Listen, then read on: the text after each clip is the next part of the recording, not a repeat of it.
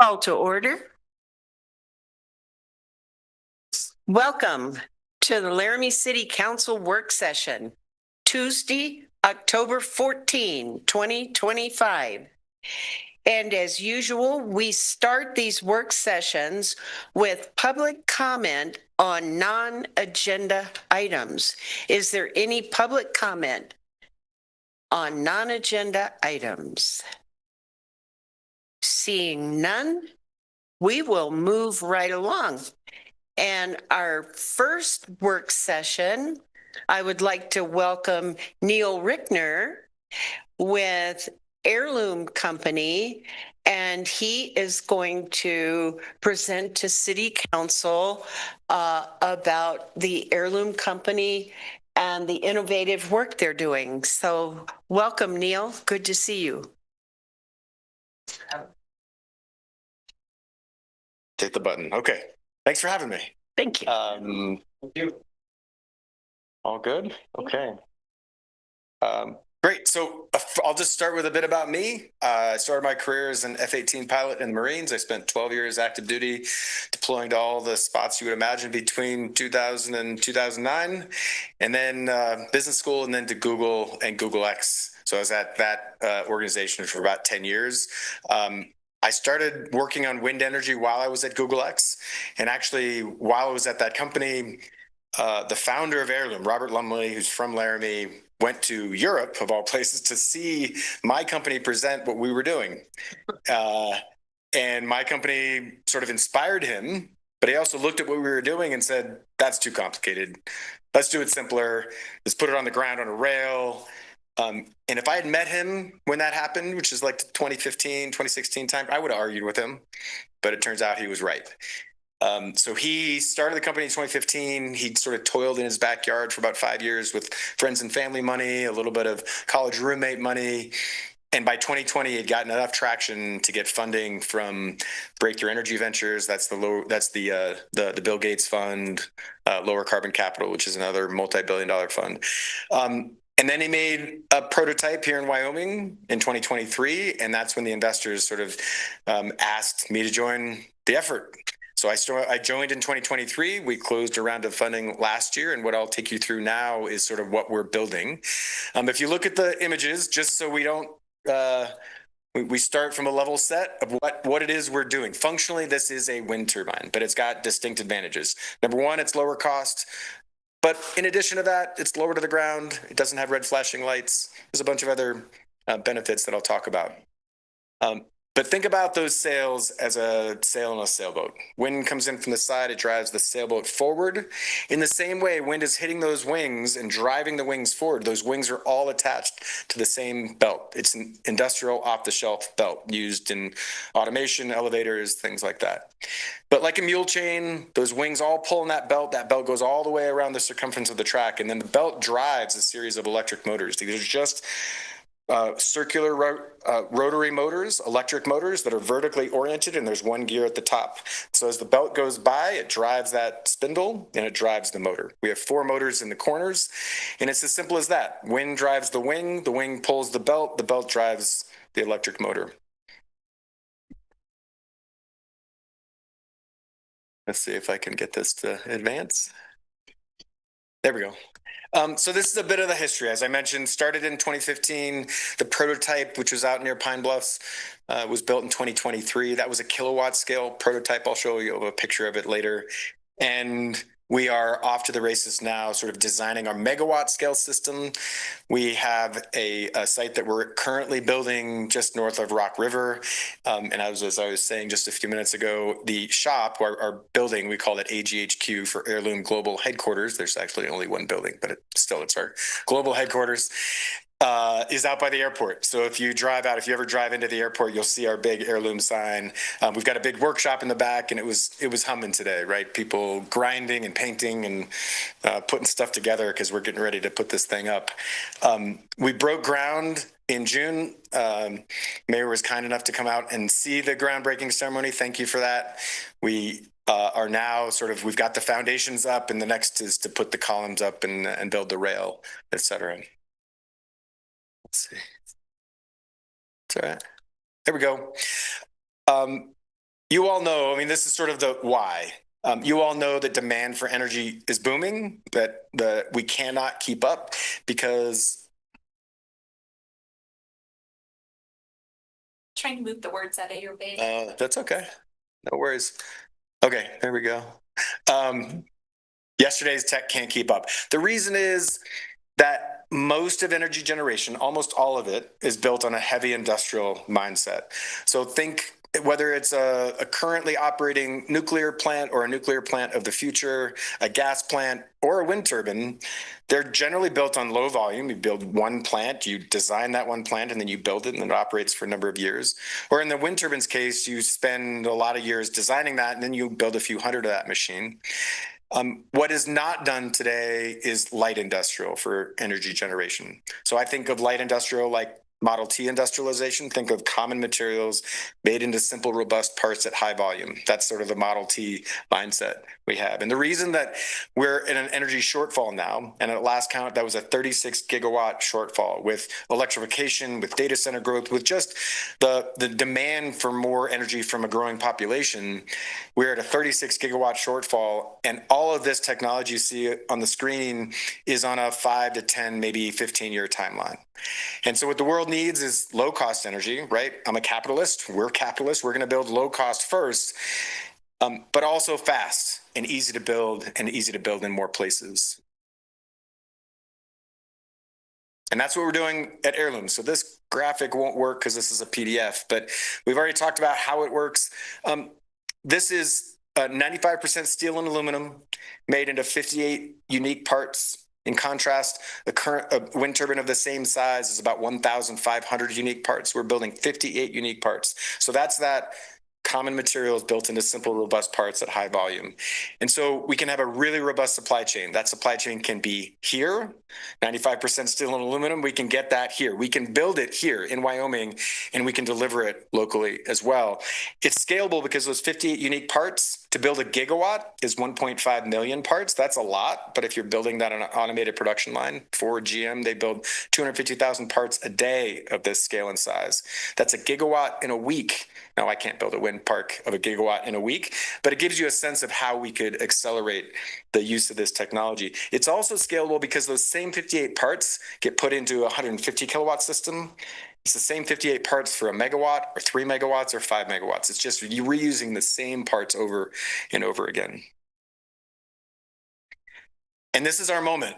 I've been in this business now for 11 years. I'd much rather be doing it now than even a year ago. Yes, we lost the subsidy, but there's so many more tailwinds, pun intended. There's more tailwinds like the boom of AI demand for energy, electrification, and I'll talk a bit about the DoD demand as well. All three of those things add up to a lot of market demand that the subsidies could never have replicated. Also, I'm kind of an energy security nut, as you might imagine, having spent time with the military in the Middle East. Energy security is close to my heart. It breaks my heart a little bit because we're losing at that game overall, but it's really good for Heirloom because it means we're one of a few things that can succeed in this environment, and it's going to be a big push in the back as we try to come to market. A bunch of traction, namely that, I mentioned that in 2023, we built that prototype, operated it for about 14 months. On the back of that is how we raised it was $7.5 million of private capital that came to the table. Wyoming VC participated in that. We also got a $5 million grant from EMF. That was energy matching funds. And we got a $1.25 million contract from the Air Force. So all totaled, we had about 14 million of resources to take that kilowatt scale design, upgrade it to a megawatt scale design, and build this pilot that we're building now at Rock River. That's what you see is under construction. In addition to that, that term sheet is a commercial term sheet. We haven't signed anything yet because we're still figuring out if we've got the appropriate permission to do it from all the different places that we need to get it. But we have a customer that wants to buy the power. This is an R&D project. It's a temporary R&D project. And yet, despite all of that, given the demand for energy, we have got a customer that says, yeah, we want to buy that power from you, even though we know it's going to be, it's an early project. So it's not going to be a full reliability right from day one. So that's a really good demand sign. In addition to that, we've gotten amazing support from the DoD. I'll show you some pictures in a minute, but we've got the most senior Pentagon official in the Air Force who's responsible for energy security, who has now submitted what's called a strategic funding request on our behalf. And so we're getting a lot of really good support. The team, I covered my background. Andrew has been building autonomous aircraft, mostly for the DoD, for the last 20 years. In a way, you can think about Heirloom as building a drone that's on its side attached to a rail. A lot of the same technology, so the communication network architecture is the same. We're pitching into the wind to maximize power production. That's all drone technology. So I'd sort of joke with Andrew, we have a ground control station, and I keep telling him, like, we don't have anything flying, but he's such a drone guy that his controls architecture is the ground control station. We've also got industry vets here. So Bill and Frank have been building turbines for about 25 years. Interestingly, also Frank has been working for Disneyland for about 20 years, building roller coasters, because we're kind of building a roller coaster too. And then Troy, who was the CTO of Boom Supersonic. If you've heard of that company, they're designing the updated supersonic commercial airliner. Like when the Concorde went out of business 40 years ago, Boom is doing that. So he's been designing that. And then Philip's been operating wind parks in Wyoming for 25 years. So we've got an amazing team. And then a whole host of advisory board members sitting behind us, from Dr. Naughton, who's here at UW, to some of my friends from Google X, and also people from the DoD and also overseas to give us some of that perspective as well. But here's the punchline. Lower cost. This is an unsubsidized number. This is not the first system we're going to produce. This is after we're at sort of volume production. But this is what all of our modeling is telling us, is that if we produce this turbine as expected, we will be some of the lowest cost energy available anywhere, and also a lot faster than anything else that's on the market. Our go-to-market is first with data centers and second with DoD. Those are both customers that are willing to pay a bit more, and our first projects off the line will be a bit more expensive because there'll be low production, et cetera. But that really what we call the beachhead markets for us. This is a picture of what we built in 2023. This is what operated for about 14 months outside of Pine Bluffs. It looks a lot like what we're building now, just smaller. It's about a third of the size. What we're building now, it's on a 30-acre plot, about 4 miles north of Rock River. It is temporary R&D, not connected to the grid. We got a conditional use permit for it. It's about 75 meters long. We're not putting as many wings on it. That's strictly just because we're an early stage company and we don't have the capital to build a full scale system, but it's a megawatt. It's all the megawatt scale parts. It's those 58 parts. So the wings are 10 meters. That's 33 feet. That's like a Cessna on its side. So this is all smaller, but not small. The height is actually 55 feet is the highest point, and it's 150 kilowatt nameplate. Again, we could have made it a 400 kilowatt. We could have made it a megawatt. We put more money into the design to make sure that we were putting, really the point of this product or this project is to show the power curve. How much power do you produce for a given speed of wind? And then also point to how much the system is going to cost once you're at full production. So we wanted to stay focused on those couple of milestones. But there are a bunch of advantages. I alluded to some of them. One is that no red flashing lights. We're well below. If you're below 100 feet, the FAA doesn't care unless you're right next to the airport. But as a pilot, I can tell you, you're not really going to require what's called FAA lighting and marking requirements. Those are not going to be triggered at our heights, really, in most circumstances, almost any circumstances. In addition to that, we don't require a large crane. That means it opens up a ton of sighting opportunities. We have less impact on county roads. But even with going on county roads, we can go to places where a big crane needs a very wide road. It needs a sturdy road. It needs the infrastructure. So there's pushback on seeing wind turbines. The reason you see so many of them is because they're close to infrastructure. We will be able to push into places where you just can't go with big wind turbines because we just require a small truck and a container on the back to get there. In addition to that, we are higher than the tallest farming equipment, so you can farm and ranch under it. You could potentially use it for fencing. You can imagine a scenario in which you would put it around a data center. It's actually more energy dense than a horizontal axis wind turbine. That's counterintuitive because you've got these gigantic machines. You'd think you'd put more megawatts per square kilometer, but those gigantic machines end up having to get spaced, usually a rotor and a half diameter from side to side, and then there's a lot of wind you're missing down the middle. And then because of wake effects, when you go downwind this way, you need generally 5 rotor diameters. And if you're at a 100-meter rotor diameter, that's 500 or 600 meters back. Now we're subject to the same physics, but our blades are 10 meters. So we're 50 meters back, not 500 meters back. So if you think about, we look more like a transmission line, and we're going to paint the devices to sort of fade in with whatever the background is. And then you put them in a very dense area. So generally speaking, if you think about size, a megawatt machine is about the size of a high school running track. So 400 meters all the way around, 100 meters straights. It's a little longer than that, but that gives you an order of magnitude. It's about 50 feet up. You can farm and ranch under it, and you can put stuff in the middle. Think about like the high school running track, you got a football field in the middle. So you can put a data center in there. You could put solar panels if you wanted to.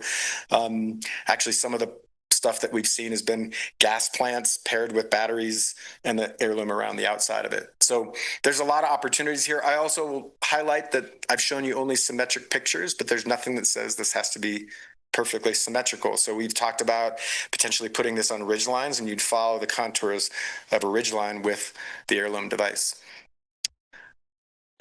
Military applications, there's 4. One is military bases. All have critical infrastructure on them, and right now almost all of them are reliant on their civilian grid. And they figured out that when the civilian grid goes down, that critical infrastructure that none of us want to go down would go down.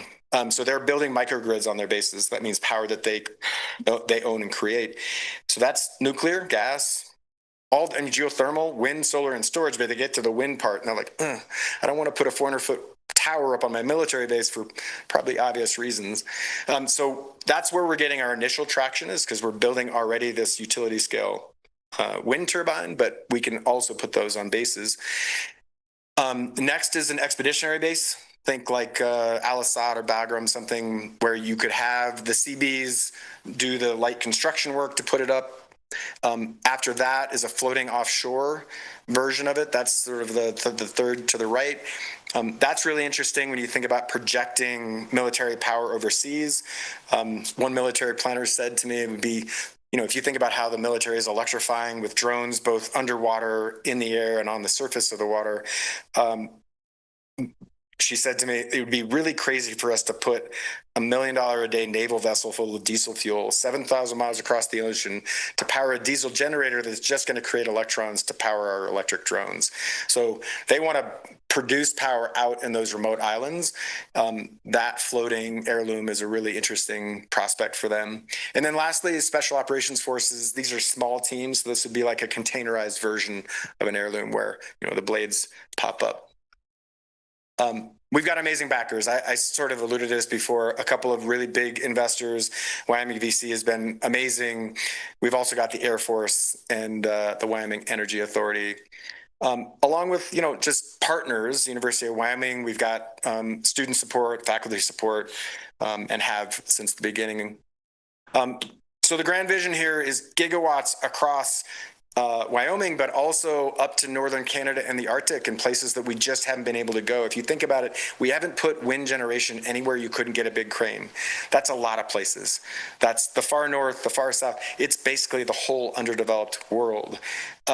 In addition to that, you can put heirloom in containers and support troops. You can put them on floating platforms and deliver gigawatts of energy in remote places. You can imagine one of these being towed out to a disaster relief area, for example. So It starts here. It started here. It's going here. As I was just alluding to, the workshop is a buzz. It's really fun to actually be building. We've been in this design phase for a year, but we're now building stuff, and really excited to be here. And we're a part of this community. We're here really just to share what we're up to and welcome you to our global headquarters and out to the site anytime you're interested in and willing. Thank you, Neil.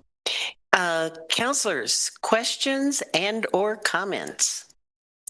Councilor Lockhart. Thank you, Mayor. Neil, thank you so much. This is very exciting. You can tell the energy coming from you, no pun intended, how excited you are about your product. And so I'd love a tour. Just to check it out. Great. I mean, I'd love to call you and maybe set something up with the council or me going out there, what have you. But this blows my mind. When I started reading about this, I'm like, wow, what a great mind that you get, your mind's putting together to put this together. And so I can see this just being the next wave of the future. I appreciate that. And you're welcome anytime. Let's set it up. Let's do it. I'll go with you. Vice Mayor. Thank you. Thanks so much for the presentation. I've got a couple of questions for you.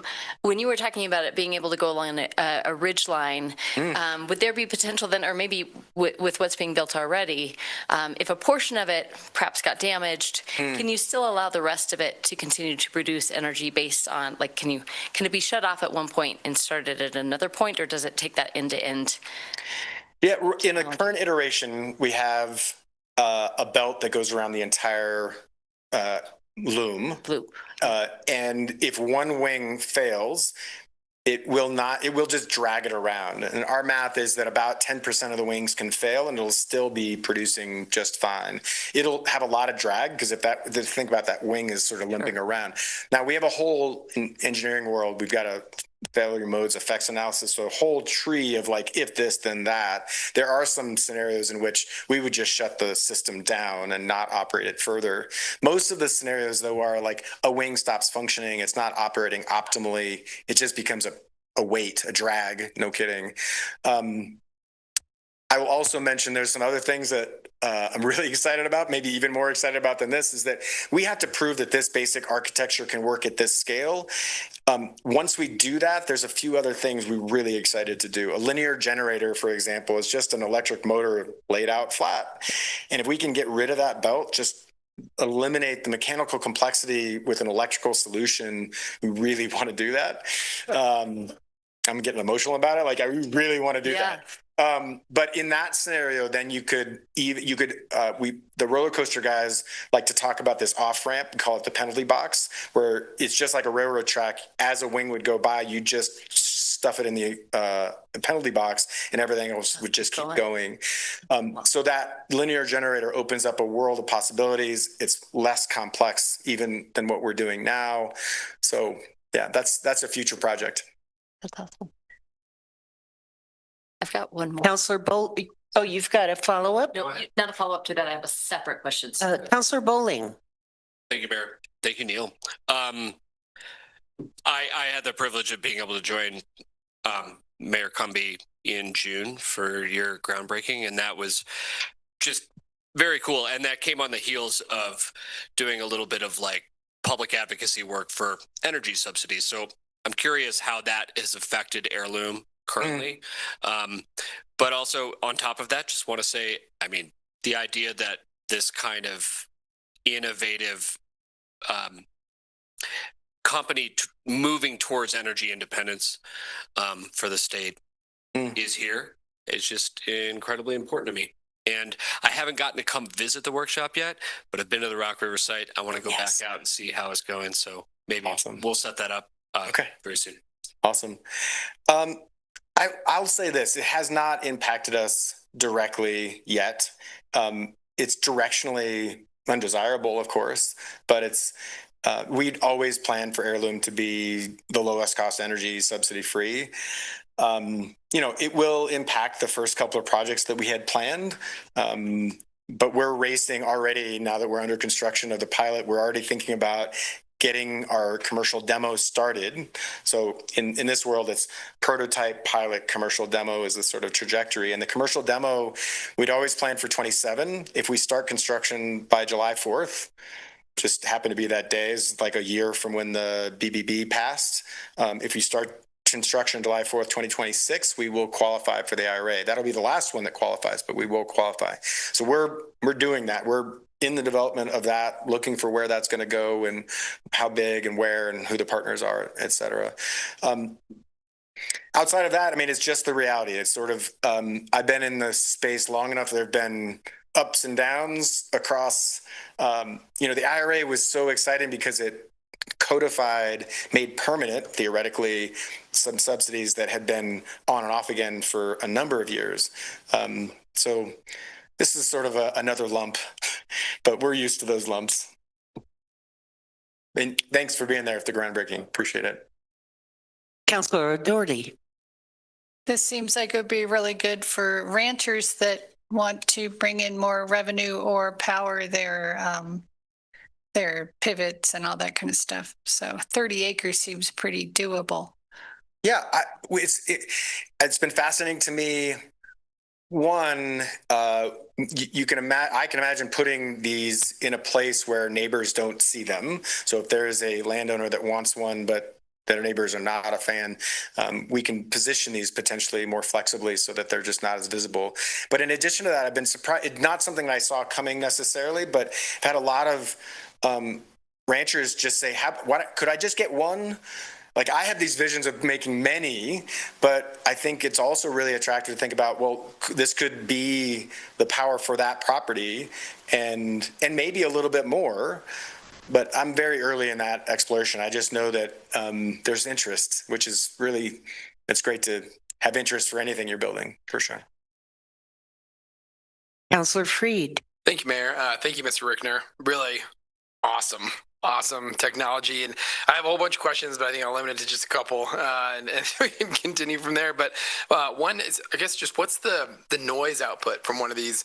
I know there's different sizes and scalability, but, like I'm just thinking of cows or in kind of not residential areas, but maybe more densely populated areas. Is there a noise concern or decibel level that you see? We're not anticipating putting these in neighborhoods. It sounds, if you've been to an amusement park, it sounds a lot like a roller coaster. The good news is that our modeling shows that about a half mile away, you're not going to hear them. There's no that low frequency thwump thwump that travels. We don't have any of that. But it does have a decibel level of a roller coaster, which, the free space modeling we've done is, again, says if you're a half mile, especially if you're a half mile upwind, you're just not going to hear it. But also we have to test that. This will be the first heirloom of this size. Our roller coaster guys, again, Frank has a bunch of tricks up his sleeve because he's been building roller coasters, and some of those roller coasters have to be quieter than others based on where they are. So we've started with a certain wheel type. We may have to experiment with other wheel types. There's also mitigations you can do, but putting sand in the towers, for example, that dampens out the noise. So we've come with an opening plan. We're going to see what the data says. In Rock River, we've got 2 residences, actually, both upwind, but about a mile away, one just slightly under a mile away. So this is the point of a pilot is to get data. We're going to get some. Great. Vice Mayor. Thank you. My other question, I know a lot of folks have concerns about wildlife and bird populations with the current wind turbines. Do you guys know the impacts on wildlife at this point? The honest answer is I'm a data geek. I'll start with that. I can't give you an honest yes or no because I don't have the data yet. I think there was 0 incidents for our Pine Bluff site, but that's not really representative, right? So I don't want to point to that and say we know anything yet. I think my intuition, I can offer that, which is just that heavily caveated with, I've done these reports for other wind projects. The raptors are higher than we're going to be. Also, heirloom is going to look more like a building. Those blades are actually moving pretty fast. And because of the noise, within a half mile, you're going to know it's there, both visually and audibly. And so because it looks more like a building, it's not like, what you would think is like a blade coming out of nowhere. It's actually, it has a bigger visual signature, which in some ways, from people is a bad thing, but for birds is a good thing. Bats are mostly audible, right? They're not entirely, but mostly audible.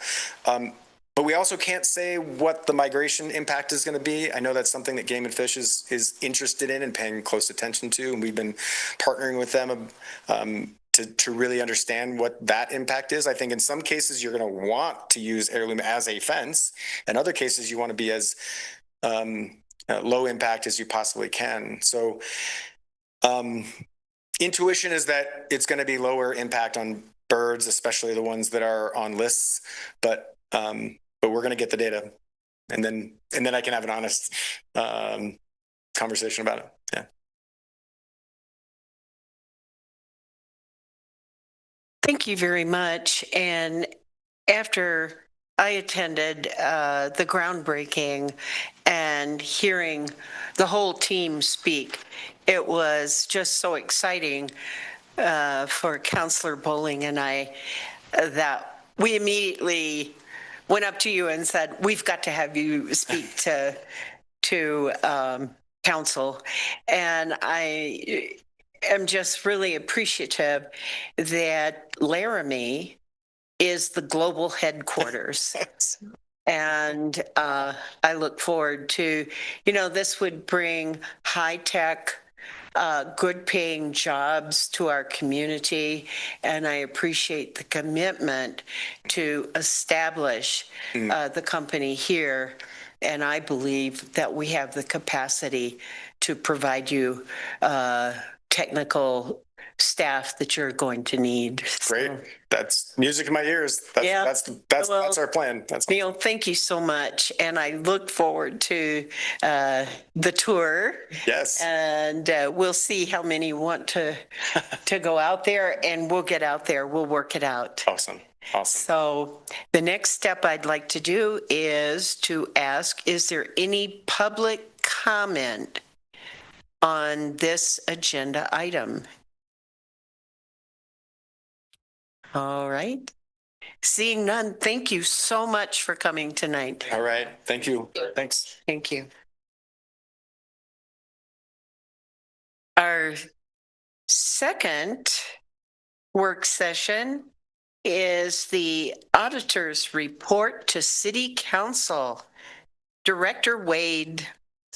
Good evening, Honorable Mayor and City Council members. I feel like that's the toughest act to follow ever with the auditor's report to the City Council.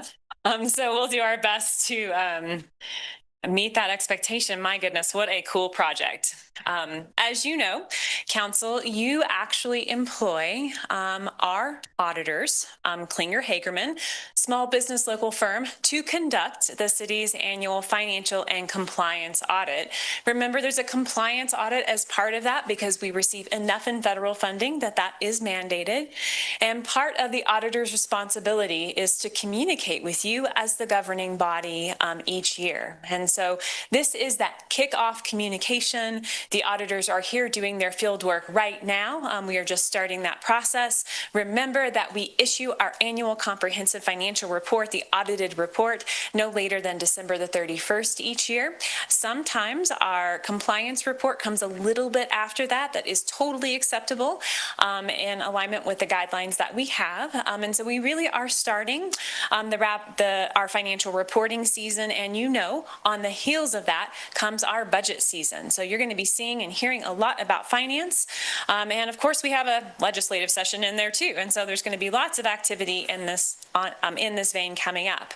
Before I hand you over to Micah Klinger for today's presentation, you will notice I have passed out some open finance business cards, thinking that finance may increasingly be on people's minds as we go towards budget season. Remember, we have this cool transparency tool. The additional checkbook feature will go live around the middle of November. And so this gives you a couple of cards to work with if you are meeting with community members and it feels appropriate. QR code will get them right to that tool, and we would love to hear some feedback on that as we move forward. So without further ado, I will turn you over to Micah Klinger, who will lead the presentation tonight.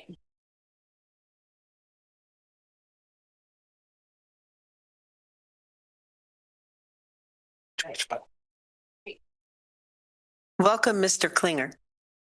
Thank you so much, Honorable Mayor. My goodness. I'm going to move That this. podium needs to come up. There we go. I think I may be.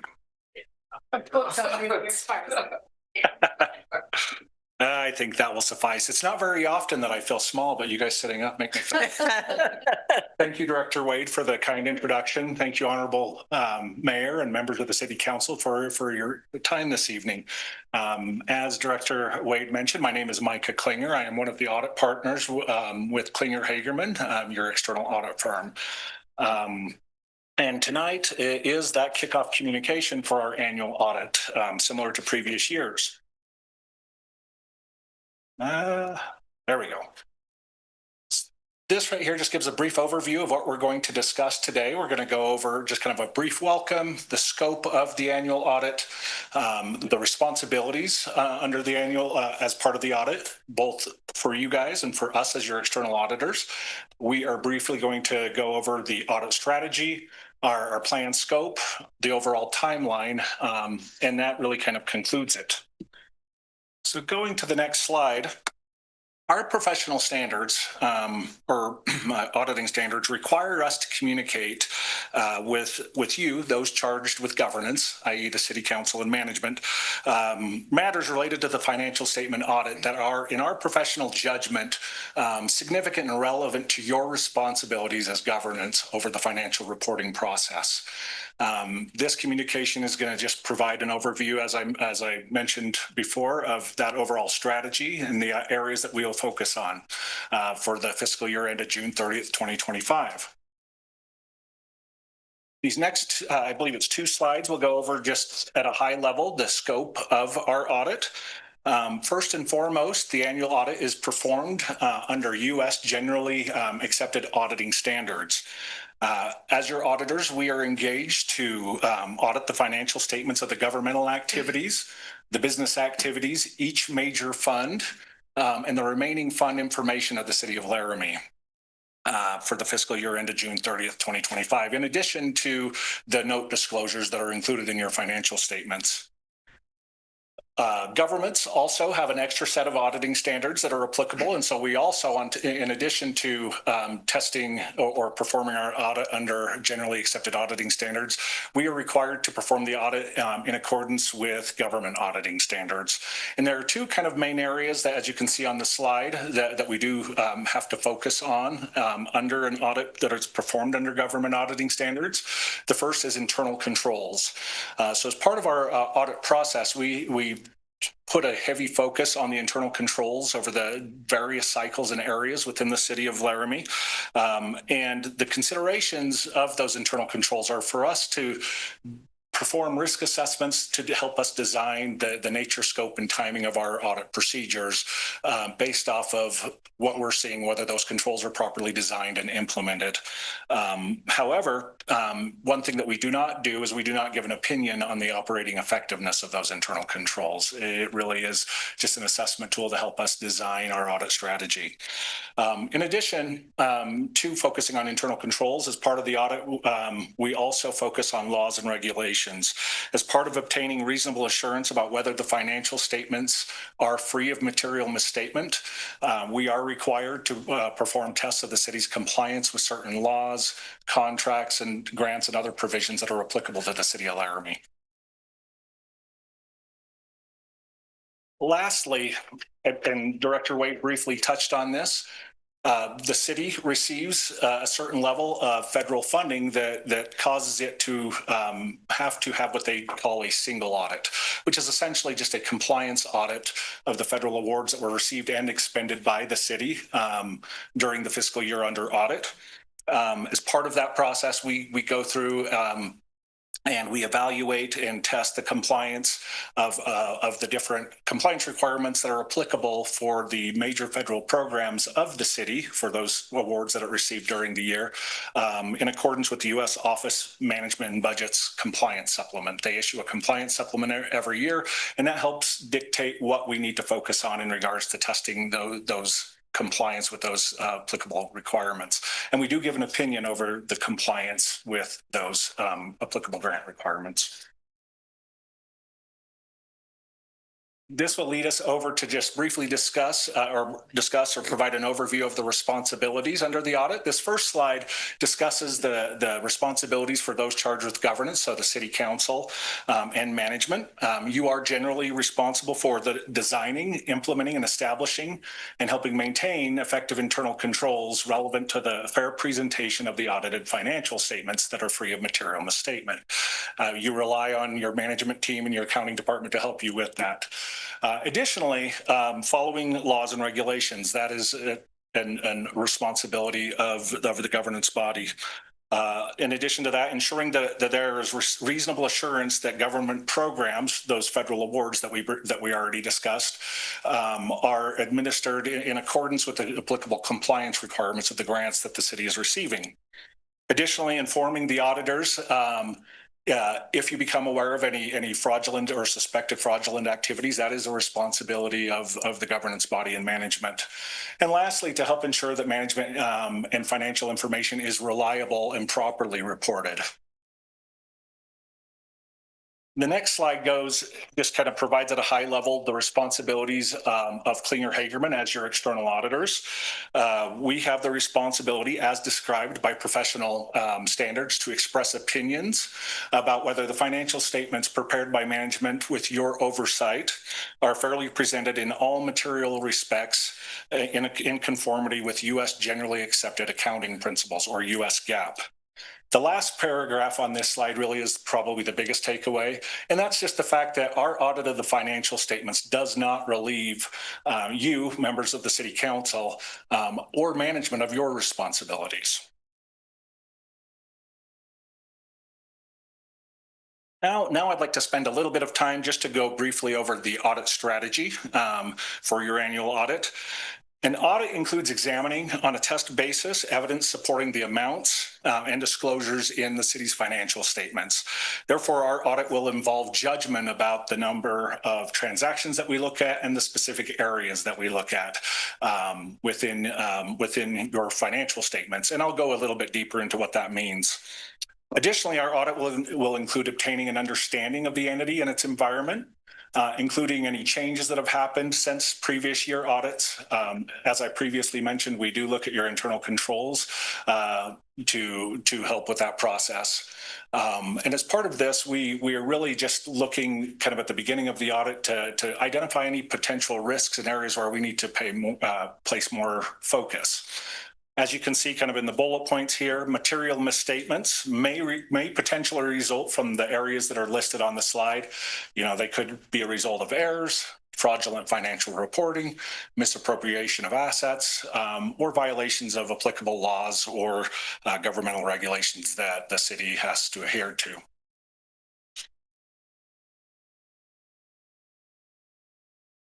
This is where we must tell you that we generally do communicate any significant issues or findings at the conclusion of our audit. However, there are certain things, if they were to arise, where we would be communicating that sooner. First and foremost, if we were to encounter certain difficulties in being able to audit certain areas or complete the audit process, we'd be coming back and communicating that prior to the conclusion of the audit to solicit assistance to help us achieve our objectives. Additionally, we also may communicate any internal control related matters that are required to be communicated under professional standards. And lastly, it hasn't happened under our time as your auditors, nor in previous years that I'm aware of. But if we were to encounter any fraud or suspected fraud, we would be having that conversation prior to the conclusion of the audit. In regards to audit planning as part of our audit strategy, our audit planning focuses on areas of higher risk of material misstatement, whether due to error or potential fraud. Our audit strategy includes consideration of the items that you see in the bullet points on your slide. First and foremost, we do a comparison. This is kind of where we start, where we look at the prior year results and we compare them with the current year results in conjunction with inquiries of management, known factors or known changes that have occurred, to start to get a feel with, you know, are things where we expect them to be? Are there changes that are kind of out of line? If there are, those are areas where we dive deeper into.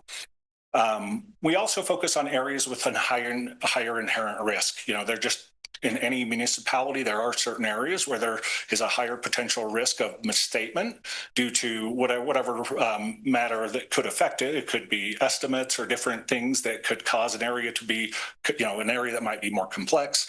So there are areas of higher inherent risk. We place a heavier focus on those areas to mitigate and reduce that risk. Additionally, we also evaluate recent developments in the industry, any new regulations, just things that affect your municipalities in general. And lastly, we also look at we put a heavy focus on recently issued accounting pronouncements or changes in accounting principles. There is one that I'll show you on an upcoming slide.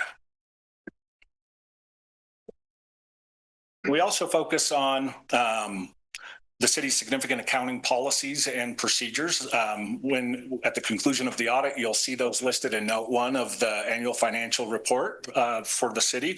And so we focus on that, especially areas where there might be more or a significant level of management judgment in regards to helping arrive or derive the figures that are presented in those financial statements. We also focus heavily on the internal control environment, as I've previously mentioned. IT, the third point here, that is one thing that we look at heavily is the internal the information technology systems that are kind of that underlying backbone of the financial reporting system. We place a heavy focus on that to ensure that it is providing reliable and accurate data. And lastly, we do a continual assessment throughout the audit of our materiality, meaning kind of the areas that if there were misstatements that were identified that are less than materiality, essentially that means that there wouldn't be significant enough to affect the users of the financial statements. However, throughout the audit, this is a continual, it's not a static thing. It's something that kind of ebbs and flows as we go through an audit. If we identify certain risks, then we may reduce those materiality levels. And that's just a continual thing that we do to ensure that at the end of the audit that we can in good confidence say that your financial statements are materially correct as they are stated. Now just moving to the plan scope on the next slide. Based upon our initial assessment, our plan scope for the audit is described below, kind of in these bullet points. The areas indicated below relate to the significant risk areas or higher risk areas. This is something that we are required under our auditing standards to communicate to council at the beginning of every audit. The first 2 bullet points, these are presumptive risks. Every single audit, whether it's someone who is on the public stock exchange, every government, even down to the smallest non-for-profits, fraud risk and internal control over financial reporting are always significant risks for any audit. The other items are things just based off our initial risk assessment that are a little bit higher, so we place a little heavier focus on them. The continued implementation of the new ERP system at the city, and so we dove really heavy into this area last year, and we will continue to do so this year. Additionally, with the shift in the OPEB plan to the state plan this year, there will be a heavy focus on the net OPEB liability and related deferred inflows and outflows.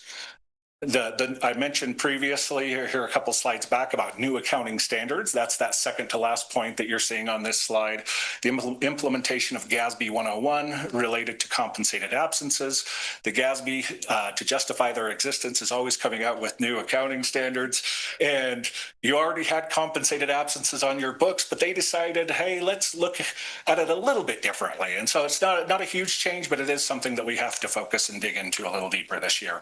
In addition to all those items, we also look at subsequent events after the end of your fiscal year. So any potential events from July 1st of this year through the date of issuance of your financial report in December. If there is anything significant that arises that could potentially impact the numbers or require disclosure, we also focus on that area as well.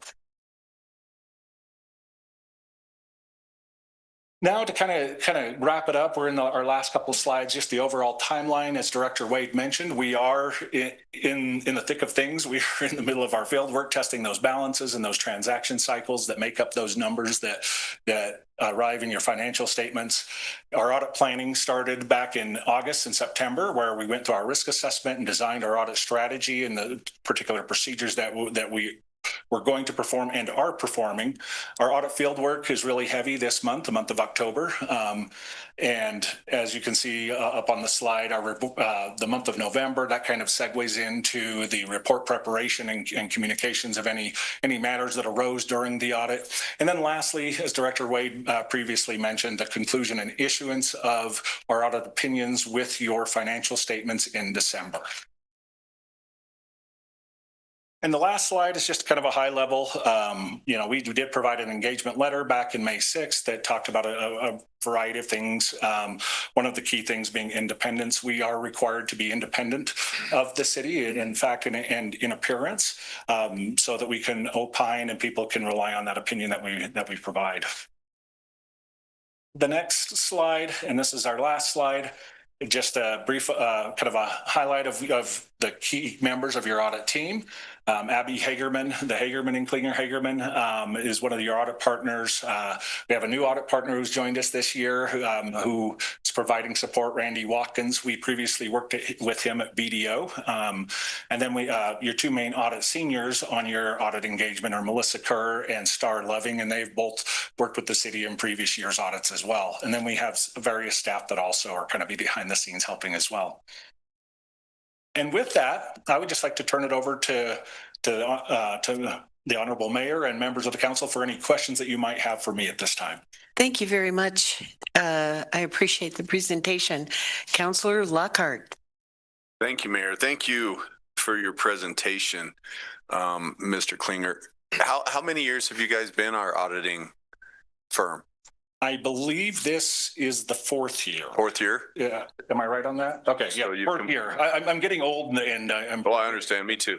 I got a little more gray in the beard, but also, I don't know if you can share. Have you ever seen anything that we've needed to improve on that we improved on the next year? This is four of us council people are our first time working on this. No, that's a great question. At times there are certain things that are required to be reported.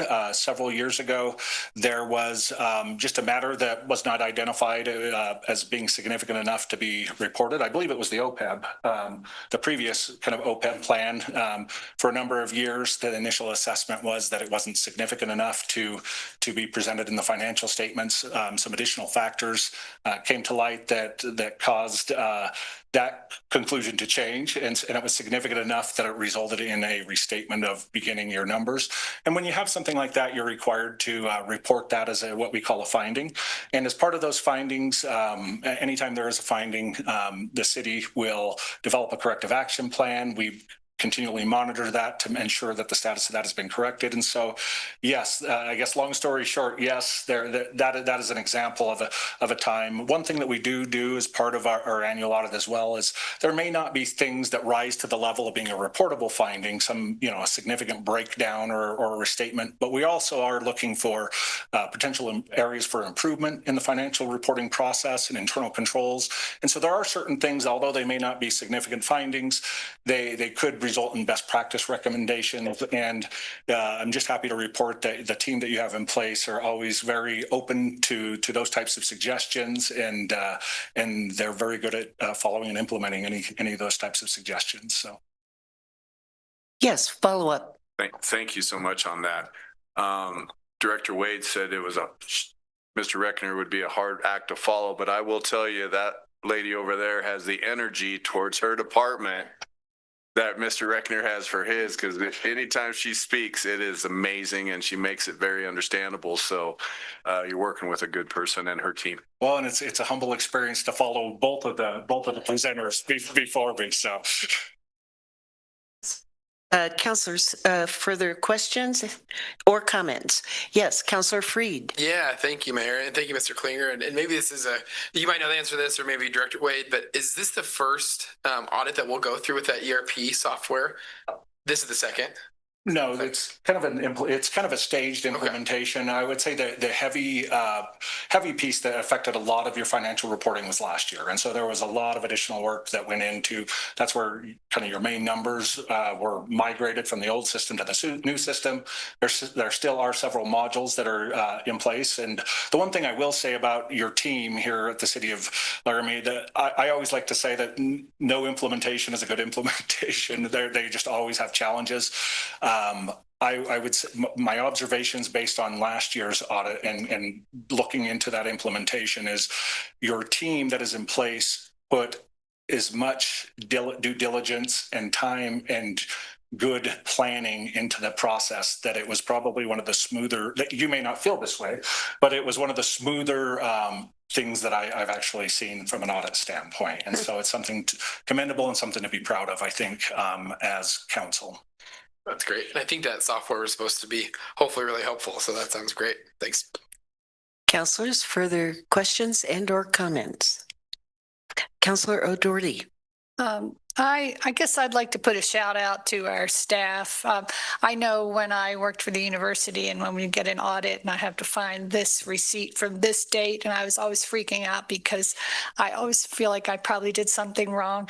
And so anyway, it was stressful. So I just wanted to give a shout out to staff who is complying with your request, but also the mayor and I and Councilor Newman are on the finance committee. And so we look through every disbursement every month, and they're just so clear now, like the descriptions, like with the fund, with the, you know, it's all becoming really clear how the money's being spent. So I would suspect that would make your job easier. So that's my comment. It's a great comment and I appreciate it. Councilors? Director Wade. I just have one comment and wrap. Thank you, Micah. And this is just a matter of training for the council as we close out this part of the work session. And so one of the things about being an accountant is that you have to be really committed to being honest. It's kind of part of the profession. And so the audit finding that Mr. Klinger talked about just a moment ago, that was actually a finding that staff reported. But the way it works in accounting is it doesn't matter if you find it. And you report it.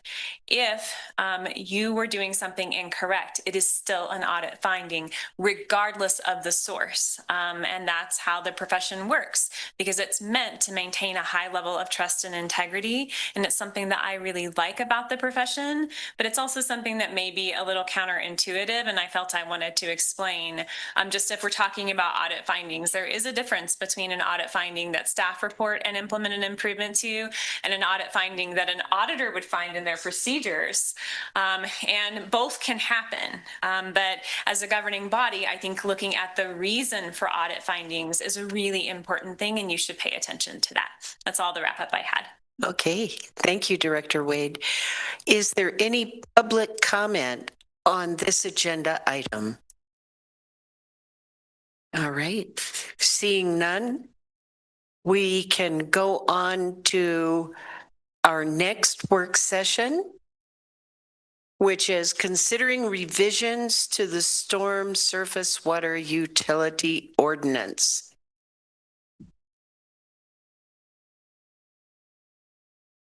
Good evening, Director Wade. Good evening, Mayor, Council. I mean Webb. Sorry about that. I've been called worse. Yeah, that's Mayor, Council, as you may remember on our September 9th work session, we kind of rehashed out how we got here, and kind of did a refresher on the surface water drainage fund, and ordinance enactment, things like that. At that meeting, the city manager at the end put you on the spot and said, "Hey, what do you want us to bring back to you?" And some of those things were to revise the fee, to look at revisions to the free fee structure, including tiered rates, caps to rates, and look at what those structures would do to impact the revenue for the fund. Also to consider an extension of the 10-year plan, taking the 10-year plan out 15 years or what have you. Staff's been working on that, and our consultant WSP has been working on that. Aaron Murray with our local WSP office is here. He's going to present for you. And Elizabeth Treadway is on Zoom. And we'll let Aaron walk through the slides. And if you have questions as we go, ask them, and we'll have more question and answers at the end. Thank you. Good evening, Aaron. Welcome. Good evening, Honorable Mayor and Council. Yeah, a couple tough acts to follow. I don't have any wind-powered roller coasters to share with you, but we'll do what we can.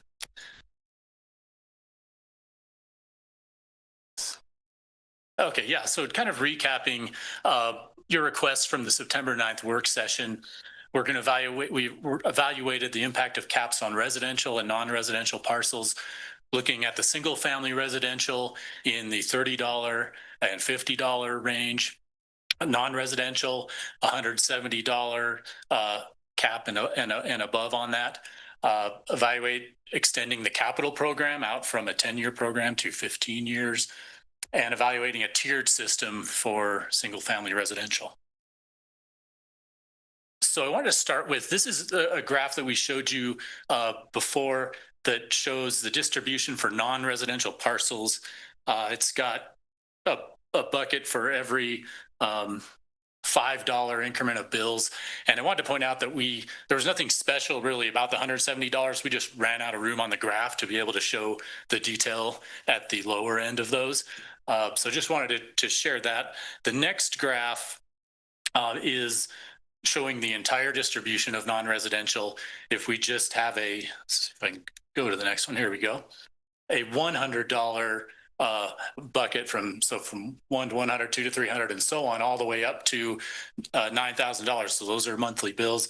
You can see heavily weighted towards that low end. But as we'll see, there's a lot of revenue out there on that right end. We've pointed out it's hard to read. A lot of those are zeros, but where there is a 1, where it's too small to see the bar, we've pointed out what some of those parcels are. You'll see there's University of Wyoming parcels, Wyoming state government, WYDOT, county, and then we point out the Petro Travel Center, which is a placeholder there, because we'll go to the next graph where we said, well, what happens if we show only the commercial and industrial? So those parcels that the Albany County database has flagged as commercial or industrial. So we've dropped out the kind of the exempt agencies just to see what is the distribution for the business community. So that you'll see that Petro Travel Center is now on the far right of that graph. It goes up to the $2,900 per month billing level. And you can see some of those large bills, again, heavily weighted towards the 1 to 100. But you can see Knife River, Walmart, Love's, Mobile Home Park, Wyotech, and where some of the salvage yards land in that distribution. We just thought that would be useful for your deliberations. And then to round out the billing distribution, this is the single family residential parcel distribution. You have seen this one before, showing that the majority are below $15 a month. 98% are paying less than 25, and 99.7% are paying less than 50. And there are a few out there on that far right side.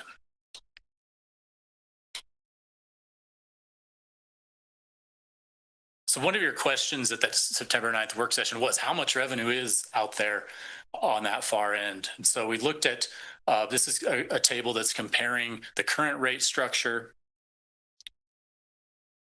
And you can see the number of parcels and the current total. This is annual revenue. And we looked at what would be the impact to the revenue with a $170 monthly bill cap. And then because that was an arbitrary number, we just did 200, 300, 400, and 500 just to give you a range of options to look at. Shows the number of parcels that are out above that number. So the $170 monthly cap, there's $1.5 million of revenue in that category. If that cap were implemented, the revenue From that group would now be 375,000. So that's a decrease of 1.1 million. And then the total annual revenue in that example would be just under $2 million. So that'd be a reduction of 36% from the current structure. And so you can look at the $200, $300, $400, and $500. At the $500 cap, there's 57 parcels out there. That's about $1 million of revenue. The capped revenue would be 342,000. So that would be an annual revenue decrease of 23.6%. So it just gives you an idea of the range of impact on the revenue of caps. So there is a lot of revenue out at those large parcels, not a large number of parcels, but highly large parcels with a lot of impervious area. We also looked at those single family residential caps, $50 per month, $30 per month.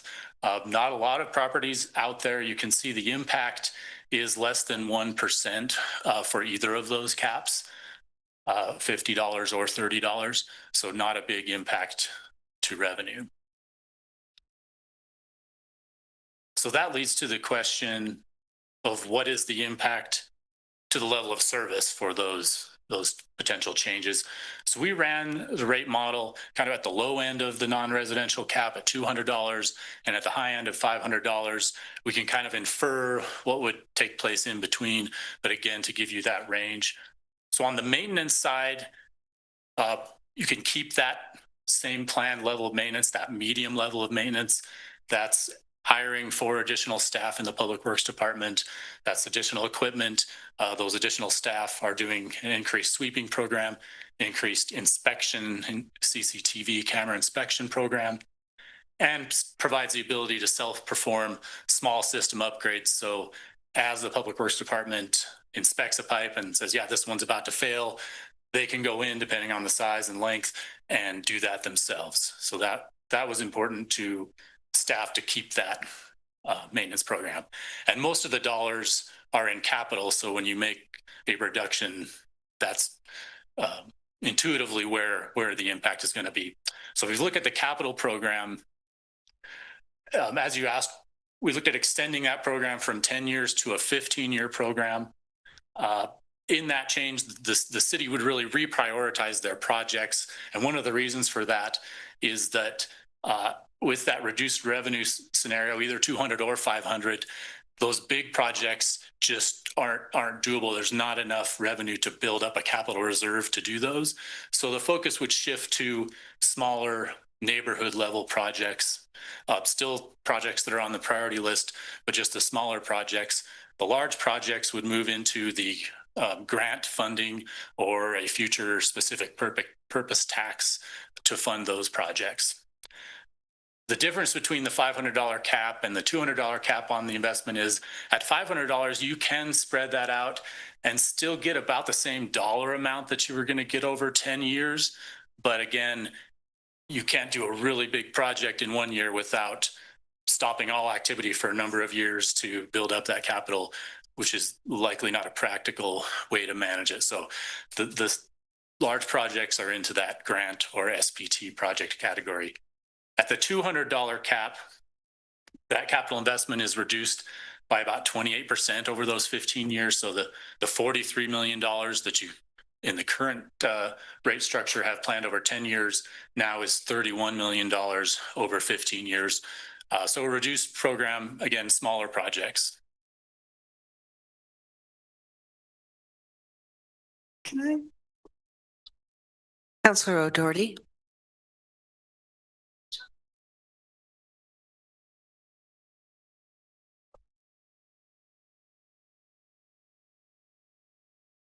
Do you mind if I? City manager. Let me just add to what Aaron just said. When you look at your capital program, the level of service is, I would characterize as less, largely because we can do these small neighborhood level programs, as Aaron has indicated.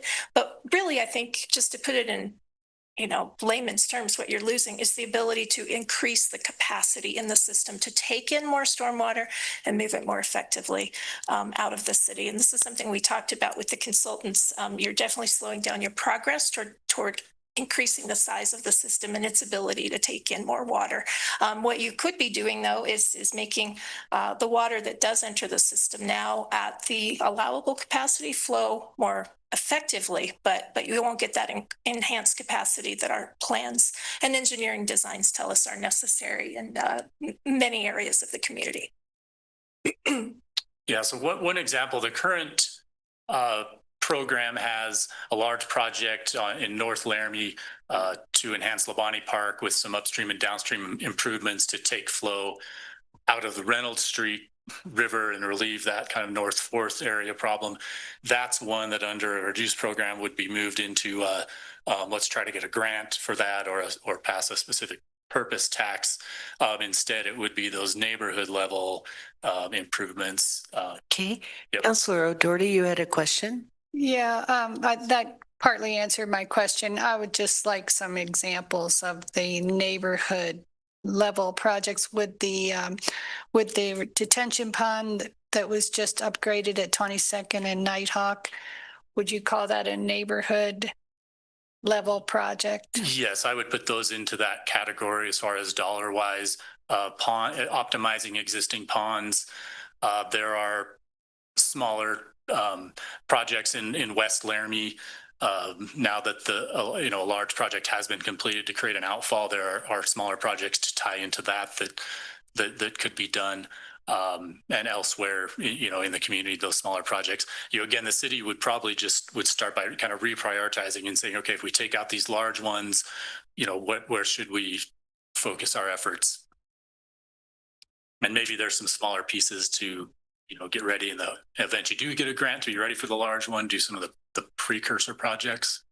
And I have one more, Vice Mayor. Thank you. My question would be, I realize that we can't predict what funding will look like in the future, but thinking about what is currently available, are there grants that would be available for these larger projects that you think we could likely qualify for, get that sort of thing? I don't know if y'all have that information or not. Senator Brooks.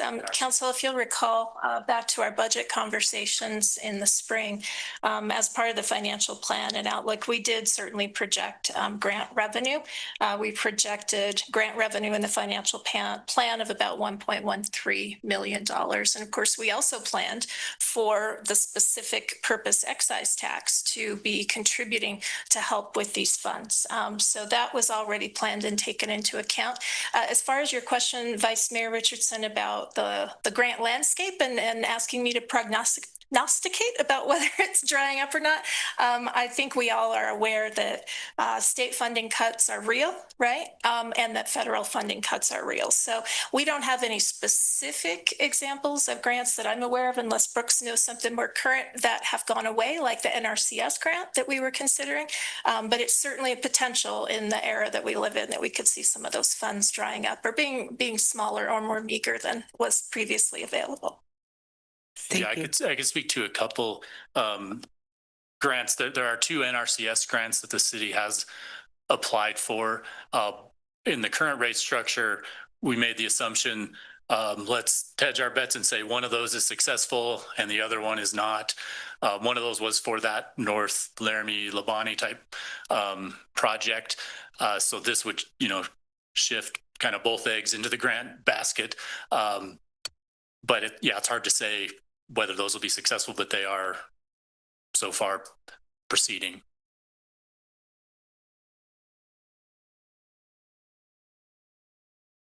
Did you have further? Okay. I don't see any further questions at this time.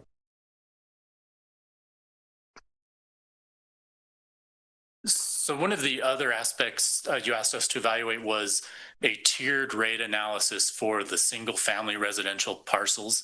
And a couple of things about a tier analysis. The billing process changes. It's typically billed on what we call an equivalent residential unit. And that's based on the median impervious area for single family parcels. In Laramie, that's about 2,900 square feet. So that would become the billing unit for single family parcels. That would be one equivalent residential unit. The other thing to point out is that in this scenario, the tiered revenue matches the current revenue. It's just really a redistribution. So anybody within a tier, they're all within an individual tier, they're paying the same rate. So under this example, tier 3 is straddling that median impervious area of about 3,000 roughly square feet. They would be paying one equivalent residential unit, which would be $9.79 a month. Every other tier is paying a fraction of that equivalent residential unit. So if you go down to tier 2, that would be single family parcels between 1,500 and 2,500 square feet. They're paying 0.75 equivalent residential units, or $7.34. Tier 1 is paying 0.3 equivalent residential units, or $2.94. That's the tier between 500 square feet and 1,500 square feet. And then when you move up higher, tier 4 is paying 1.5 equivalent residential units, or $14.68. That's a wider tier between 3,500 and 7,000. And then tier 5 is anything above 7,000. They would be paying $34.26 per month. You can also see in the column, second column from the right, the current bill range for parcels in those categories. I compare that to the monthly bill range. So some people are paying more, some people are paying less. We tallied up the number of parcels that would see an increase in the bill. And not surprisingly, that's about half of the total of 7,000 parcels. So half are paying more, half are paying less. If you're on the left side of a tier, you're probably paying more than you had previously. If you're on the right side, you're paying less. It really results in a cap on those upper end parcels. Yes. Councilor Doherty. The thing about calling it a tiered rate, isn't it essentially a tiered rate the way we did it in the first place? Because the tiers are just 500 square feet. Now they're smaller tiers. I'm uncomfortable with, we gave somebody a bill for $2 and now we restructured it because, hey, the people with bigger parcels didn't want to pay as much. So now yours is going up to, I'm uncomfortable with that. And I feel like it's already tiered with the buckets as they are. And I think it's easier to talk about a cap than the tiers. That's my opinion. Thanks. Councilor Luckhart. Thank you, Mayor. Thanks so much, Aaron, that's a lot of work that you've done. So I appreciate that. But just my opinion in talking to people, no one's going to want to pay more. Okay. You can't tell someone, well, your bill was 20, now it's 30 or whatever it is. Yeah. My idea is you keep it where it was at up to $30. So if someone was paying $7, someone's paying $12, they still pay that. Then I think $30 needs to be the max for residential. If you're at 7,000 impervious area, keep it at 30. People can get behind that, but to do an increase, just talking to people, they're not going to do it. And the term impervious area makes sense in the whole scope of the study, but people do not like that term. It's because then it's like, well, come out and look at my property and this and that. And there's so many audits going on. We don't have time for all of them, right? So that's just my 2 cents being devil's advocate, but talking to people for the last few months. I don't think anybody should have to pay more than they are. And I think we cap it at $30 for non-resident or for single family residential. Then we can talk about the businesses, but that's all I got to say. Thank you. So.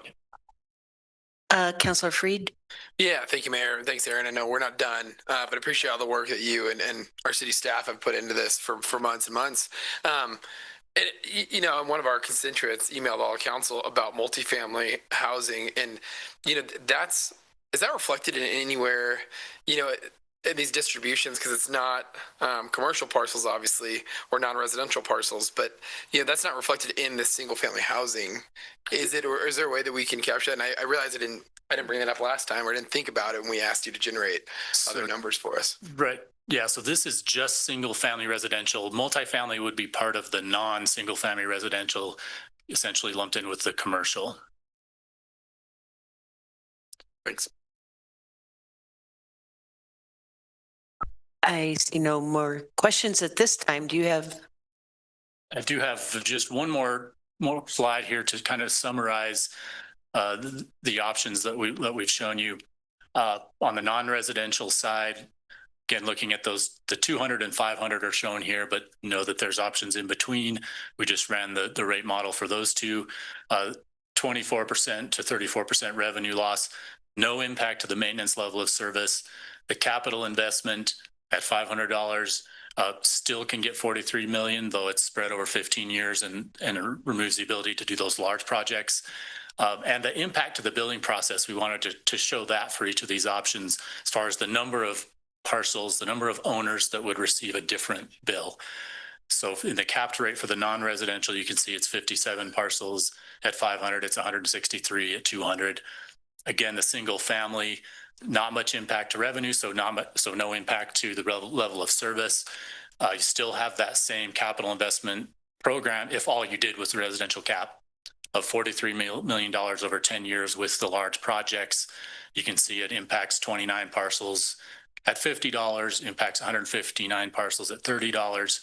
And then the tiered rate, we did want to show you that, but we're not necessarily recommending that, partially for the reason Councilor Lockhart pointed out.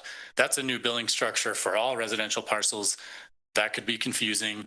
Every residential bill is going to be different, some higher, some lower. But again, no impact to the revenue in that scenario because you're just spreading the single family revenue in a different distribution.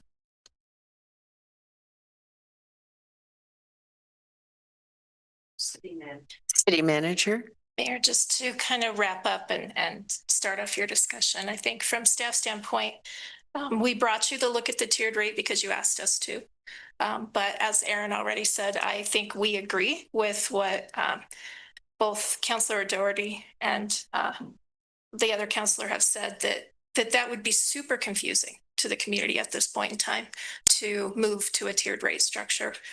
Difficulty as well in terms of how we get that billing out when we go back and start billing. So we are not recommending that we move to a tiered structure and really shift those costs from large lots down to the other lots and change everybody's bill, or 50% of the billing parcels would be changed. I also would recommend, as you look at this last slide, that we not spend a lot of our time, effort, and energy on single family residential because the impact to revenue is just not worth it. What's really driving the revenue to get you the capital projects, the large ones that you need in order to increase the capacity in this system, is your businesses, of course, right? And those large landowners who have acres and acres of impervious area that is not fully taking in that water. So if you want to know where we think you could best invest your time, I think it's talking about non-residential adjustments. I also want to share with you in the background that we have been talking about, and we have analysis with respect to multifamily housing, and particularly housing areas where low income housing may be located. We have that because I know from your conversation last time that there may be some will amongst the council to look at look at multifamily complexes that are, say, for instance, managed by Cheyenne Housing Authority and providing affordable housing, or our mobile home parks, which, whether we like it or not, whether it is appropriate or not, mobile home parks do form an important part of the available, affordable, or attainable housing in this community. So we didn't bring that forward tonight because we wanted to kind of stay focused on the core mission here, but know that we have that analysis in the wings. And if you want us to unpack multifamily and try to look more at affordable housing and how we might be able to bring you some suggestions for narrowing the fee burden on those affordable housing, and I'm saying affordable, not all multifamily, right? And of course, you have a letter from a constituent who says you should discount all multifamily. That is not what we looked at. We looked at the areas where we think there are affordable multifamily housing or low-income housing. So we can do that at a subsequent future date, but for tonight, we thought your time was best spent really looking and coalescing around where you want to go with non-residential, business, and commercial. Thank you, City Manager. And I do appreciate the focus tonight. This is a lot of information to think about and for us to ponder. And I would be interested in pursuing that next level of multifamily and multifamily affordable. Councilors, Councilor Bowling? Oh, you were agreeing. Councilor Lockhart. Thank you, Mayor. And I appreciate everyone's comments. I've talked to a lot of business owners, as of many of you have, since we started doing this. And we're all being affected by tariffs. Prices are not going down, they're going up. So anytime you're adding another bill to their bottom line, it's hurting them. even $170 is going to hurt a business.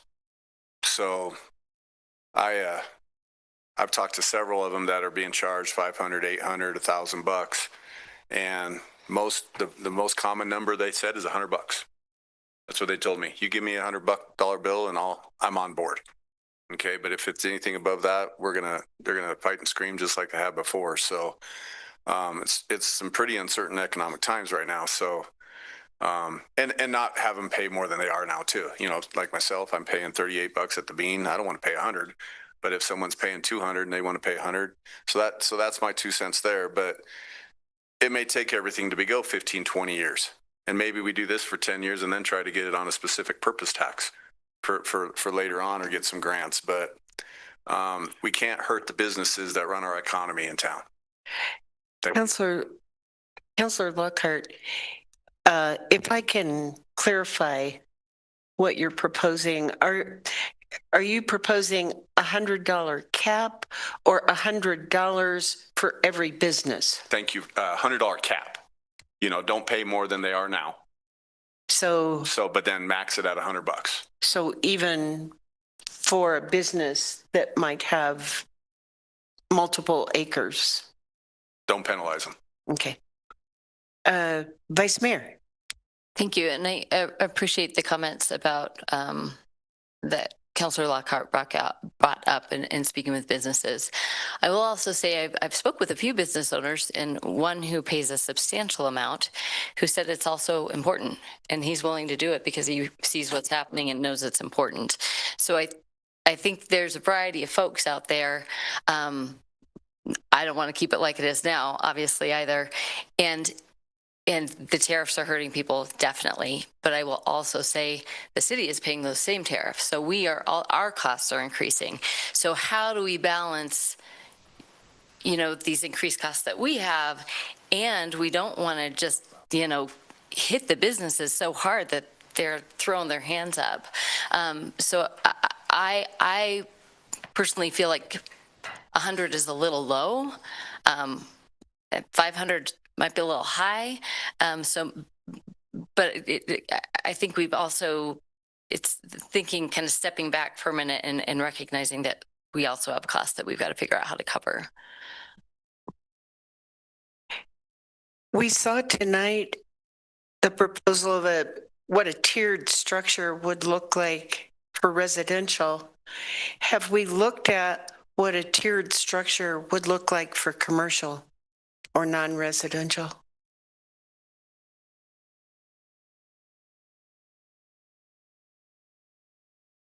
Mayor, no, we have not looked at tiered for non-residential. I will say it is not something that's commonly done. It's because the distribution is so uneven. It's hard to make any tiers that make sense or have equity, but we have not looked at that. I guess my thinking is that we have some small businesses, medium and really large. And some of the large businesses have significant amounts of runoff and impervious surface.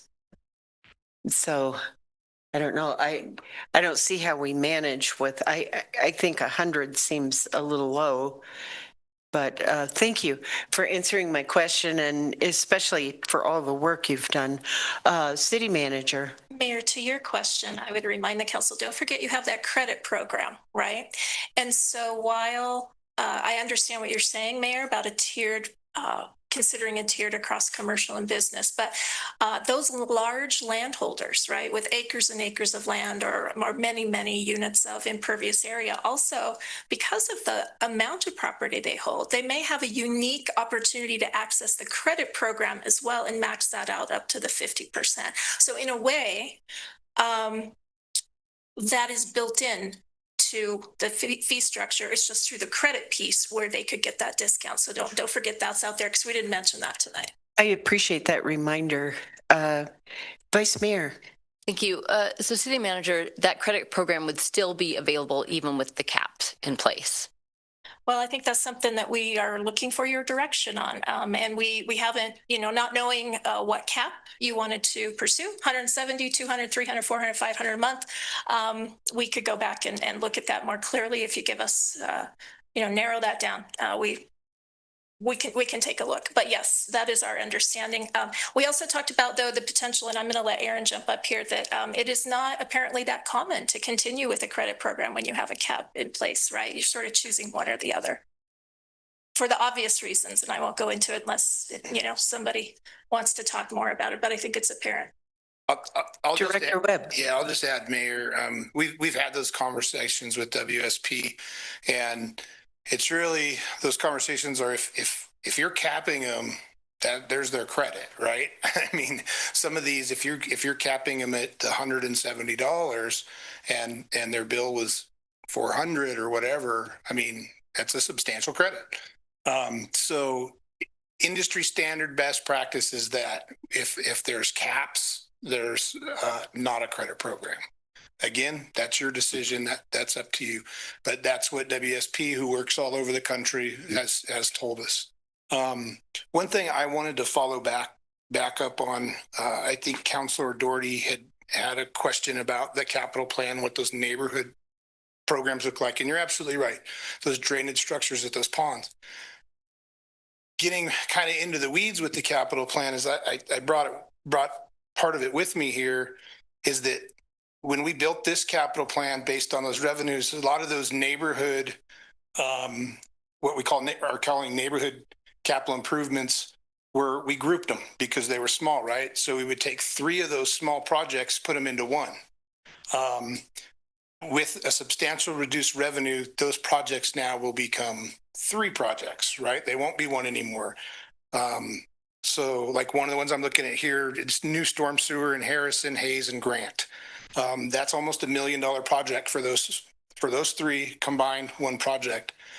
That would most likely now turn into 3 projects instead of being done in 1 year over a 3, 4, 5 year time period. So just something to keep in mind there. Also, when we talk about caps, I want to let you know that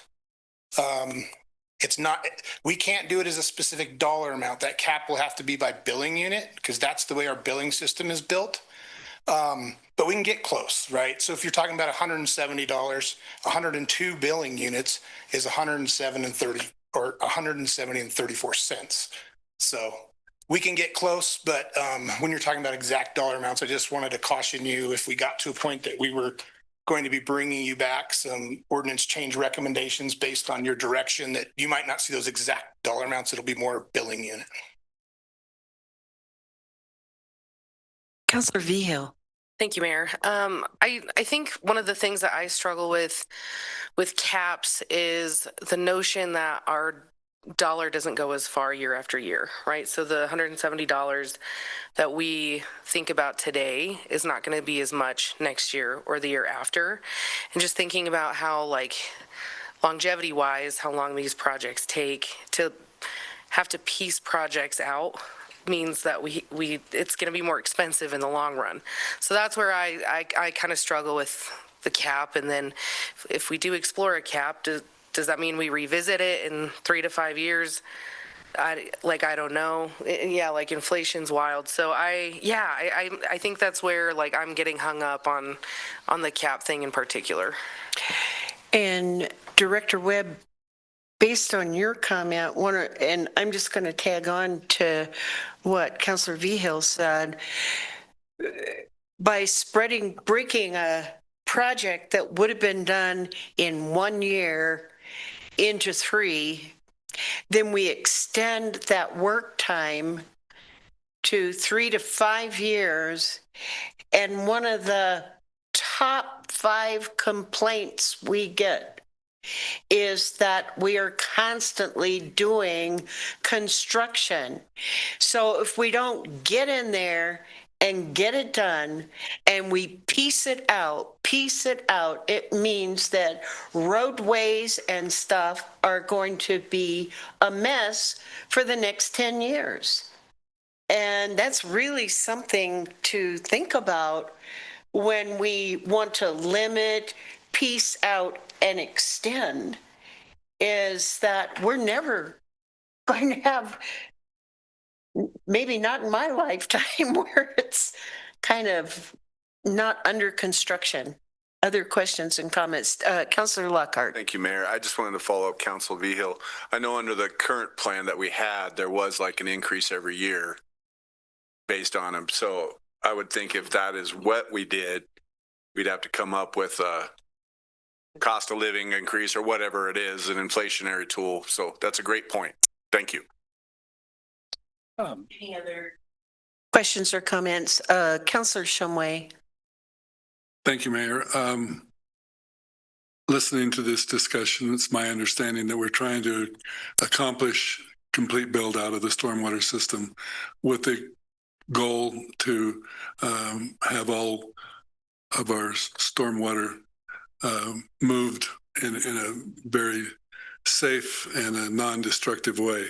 In talking to residents and also businesses, they're comfortable that if we get this system completed, that our typical rain and our snow melt will very easily be moved without considerable destruction to property. Their concern is this, that when we have the historic flooding and serious flooding that hit our town on a very frequent basis, that's where the property damage comes.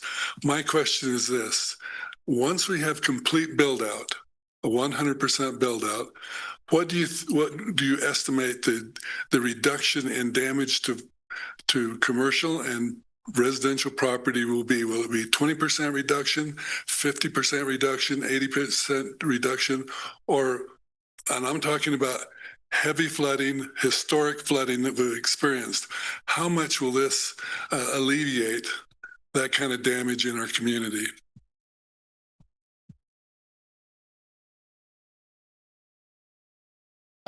I can respond. Yes, through you, Mayor.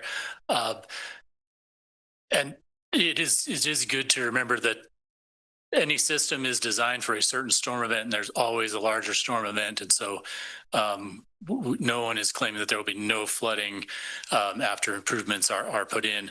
The design of the city's master plans and then the projects are designed for a 100-year storm. So the storm that has a 1% chance happening in any year.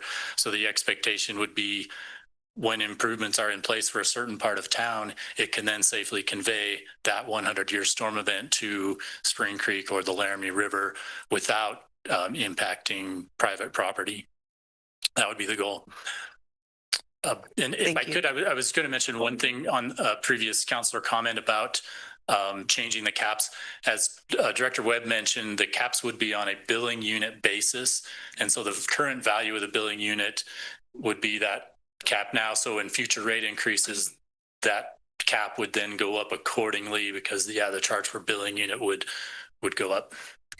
Thank you for that clarification. Vice Mayor. Thank you. I've got another question in terms of, I think, and maybe I shouldn't assume this, but most of us had said we wanted to keep at least that medium level of service and have things completed within, it might go out 5 more years.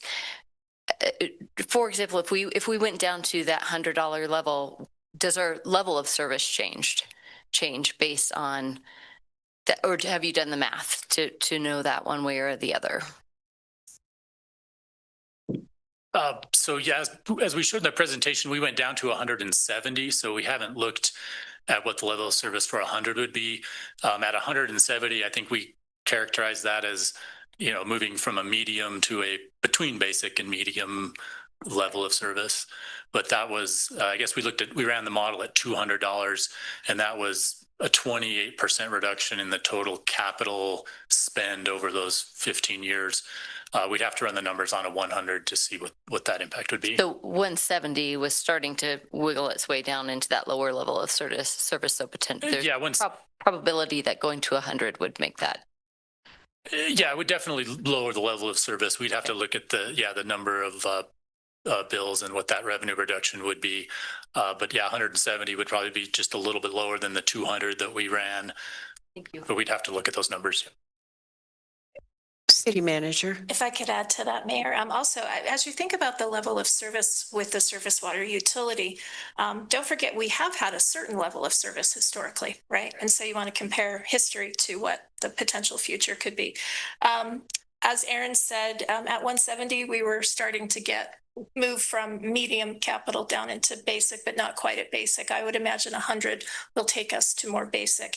And if I were going to characterize for you what our historic past level of service has been, it's certainly been basic. So if you're measuring the change that you hope to affect from current conditions into the future, I think our capital program has been basic, and these guys can tell me if they disagree. Our maintenance program has been basic as well. So we would continue doing what we have been doing, which may be okay, but just with a different designated source of revenue.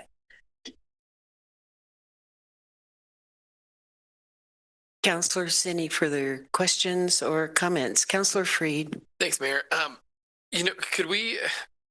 My question is just maybe a little off the current topic. So if that's better at a different time, if folks want to keep talking about this exact cap, I can save my question for a later time. No.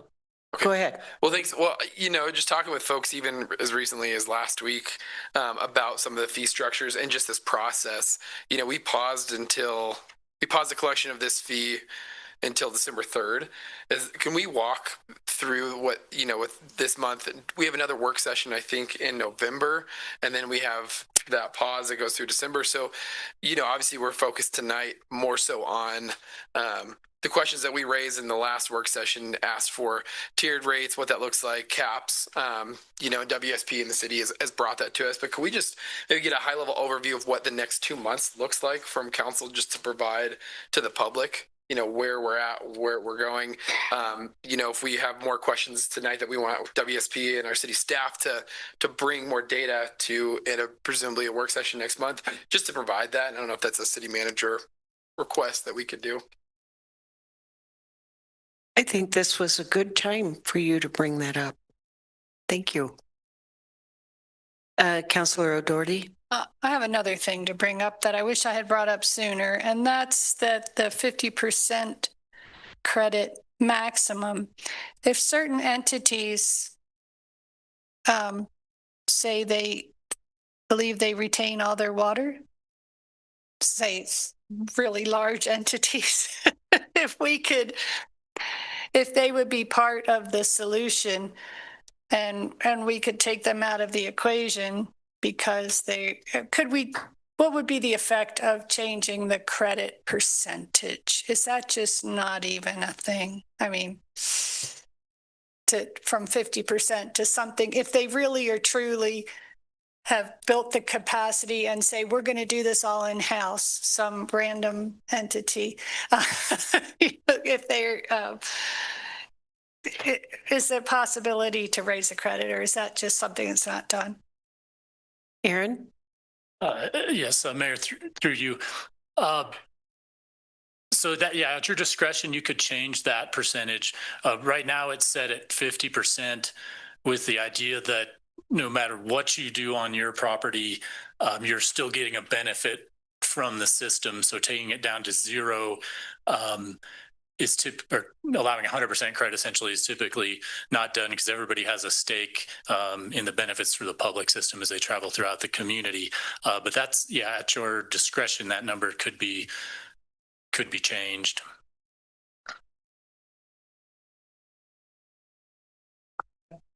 Councilor Freed. Thank you, Mayor. Follow up to Councilor O'Doherty's question. Aaron, in your experience, do other communities go above 50%? Or is that pretty much what you've seen? 50% is pretty typical. I think there are some that have gone higher. Typically, you're checking off a lot of boxes. Those might be communities that have water quality permit requirements, and so they may give 50% for flood protection, and then another 25% if they're handling water quality treatment on the property, those kinds of things. So they have to check off more boxes to get higher. But 50% is, in my experience, kind of a typical community.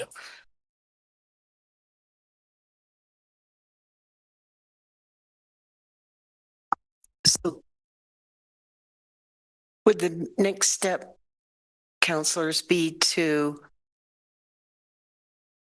address Councillor Freed's suggestion that we look at what is the structure that we want for the next month in order to facilitate our review and decision-making process. Yeah. So what is it? What is that you need to see, you need to consider, you need to look at? Councillor Lockhart. I think the multifamily, the huge So issue, and then this, and then go back to work on, you know, just looking at some different numbers again on commercial. And I really wish that I had a list of these outliers as I requested last time. I will call every single one of them and just get more feedback versus me just going out on my own. Because we need their feedback, and I would love to get more feedback. And if I had a list, I'd be on the phone or I'd be visiting them. Because I just think the more feedback we get, the more information we have to give to us and to the staff. So let me clarify, Councillor Lockhart, you are asking for a list that names commercial outliers above $200, above 170. There's your list. Well, you got some that say, Yeah, it just starts at 500. yeah, but then you've got, but if you look over here, it's 200 to 300. So there's. So you want us, 14. yeah, you want six, to spend 30. all 200 or so Send them to me. accounts? Send them to me. I will do it. You want to call 200 landowners? Yeah. Okay. I used to be in sales. And bear in mind, Council, I'm sorry, I interjected, Mayor. No, go ahead, City Manager. Parcels, right? Yeah. So this is going to tell you who the owner of record is. It may be an individual human. It may be an LLC with no contact information. And that LLC may have in its name no relation to the business operating on that parcel. So no, there are a lot of limitations there in that data. As far as contacting or knowing who you're really calling, or even what the business operating on that land is. And I can understand that. Say I get hold of 30%. That's better than none. So I understand that. But you know, I've smiled and dialed for 25 years, so I'm happy to do it. I don't think it would, oh, sorry. Vice Mayor, please. I don't think it would hurt for all of us to just see what those businesses are, right? So we have a sense of it and we can be thinking about them as entities. I mean, I know a lot of us, I certainly haven't talked to, well, we heard from the salvage yard. I haven't talked to a couple of these on here. I've talked to a few that fall in that $900 to $1,000 range, but maybe just having a sense of that. So I don't know if others would just like to see that list, but I don't think it hurts to see it anyway.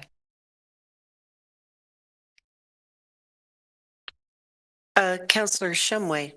Thank you, Mayor. I appreciate the offer that is made to talk to these larger entities. I wondered if it would be advisable for us to hold off on the discussion with the University of Wyoming, because I understand we're trying to go sit down with them, and I don't believe we've had that conversation yet, but to sit down with them and find out what they would be willing to agree to without, you know, just talking to one council member and trying to determine that. I think that they're a big partner, and I would like to make sure that we have an appropriate approach to their participation so that we can avoid any legal actions that they have threatened to move with, so that we can move forward with our goals to accomplish stormwater runoff. Indeed. Thank you, Councillor Shumway, and I really appreciate your insight and agree with you that with some of these entities, we need that we are in a current process of trying to establish communication with the university. So, I mean, I think things like getting toward that end would probably not be appropriate, but Petro left. Petro. So what we're talking about is the $200 to $600 range. Love travel shop. I don't know who you talked to there, but I mean, I'm not going to call someone that, pardon me, I'm not going to call someone that we have a lawsuit with. I mean, of course I wouldn't do that. That's a whole different thing, but you can, but maybe if the Loves, you can call Murdoch's, you can see if I can talk to anybody there. Sunny Meadow. I mean, just try. Loves is would be a corporate contact. You'd have to go to the top corporate office. So the FBI agent, I can get hold of people. City manager, and then I'll go to the vice mayor. I wonder too, as you think about this conversation, we have had requests for credits and appeals from certain entities. And one of the things that I talked with staff about is in this space of these large landowners, has Loves, filed for a credit or appeal, and they have not.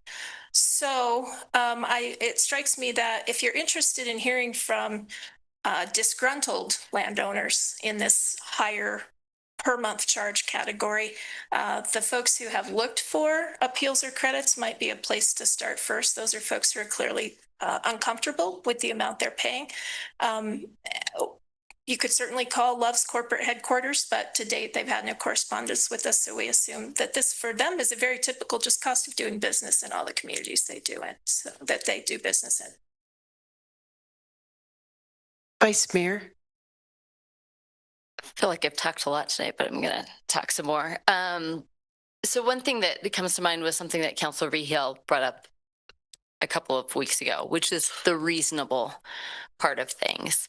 And I think in looking at this, what someone wants versus what is reasonable can be two different things. And I think we need to keep that in mind as we're moving forward, because all of this that we're looking at leads to the issues that we're having with our storm drainage. And let's say we call 50 businesses and they say, I don't like it at all. I don't want to pay anything, or I just want to pay $20. Well, that's not reasonable. And at some point, we've got to make a decision, because we were elected by the people to determine what we think is reasonable. And so I just hope we keep that in mind moving forward, and that the businesses are incredibly important, but the system is used by everyone, businesses, individuals alike. And so I think getting that feedback is important and good, and keeping the reasonableness in mind is also going to be important for us as a body. Thank you, Vice Mayor. Councilor Lockhart. Thank you. Thank you, Vice Mayor. The important thing is we were elected by the people, so that we need their feedback. I didn't, I just ask them, what are your thoughts? Do you have any concerns? Are you pro, are you against it? Just getting feedback is what's important. Not, and if we don't get the feedback, we're not listening to our city. I've had several say, no one's come and talked to me about it. Just because they haven't spoken here doesn't mean that they're against it. Just because they haven't filed for a credit doesn't mean they're against it or for it. So I think it's our jobs to talk to the community and relay it to us, relay it to everybody. So it's good or bad, but not trying to direct them. Just say, what are your thoughts? So thank you. And it's also our job to dig into the data, to learn the depth of what's going on here, and to listen to our constituents, to weigh them, and to make decisions that are going to bring us into the future. So I just know that this summer, after a 15-20-minute storm, I drive through flooded streets for an hour and a half to 2 hours while things drain, because our system can't even handle a 20-minute storm. And the flooding may not cause damage to basements and things like that. It did to mine 2 years ago. But every storm, and Councilor O'Doherty will come by and pick me up, and we'll go storm watching, taking photos of all the runoff and the street flooding that is all over the city for an hour to an hour and a half after a 15 to 20-minute storm moves through. So we're not even managing on a basic level right now. And when I look at that, we have to do something, because that type of flooding damages roadways, it damages sidewalks, it really causes ongoing damage that we have to pay for. And that's another one of the top 10 concerns in our community is the condition of our roads and the conditions of the sidewalks. So we're about to put multiple millions of dollars into road resurfacing and to upgrading our roadways. And if they continue to flood, then they're going to degrade very rapidly. And it's not being, I think, fiscally responsible. And we just need to look at these costs and the risk and the benefits. So, further comments or questions? Do we, Councilor Shumway. Thank you, Your Honor. I also have been one of those storm watchers. I've noticed that the flooding in my neighborhood, which is totally bailed out with the storm sewer system, we haven't had a 100-year storm, I don't believe, in Laramie in the last 100 years. But I do notice that they're overwhelmed often with our historic flooding that we have in Laramie. And I don't know that we're going to correct it overnight. We've got to look into this and try to find a solution. Hopefully, as was indicated here, we're going to have a 100% solution with our complete build out. I hope that's true. No. Okay. All right. No one said that. Okay. All right. Well, I understood that we are preparing a system for a 100-year storm.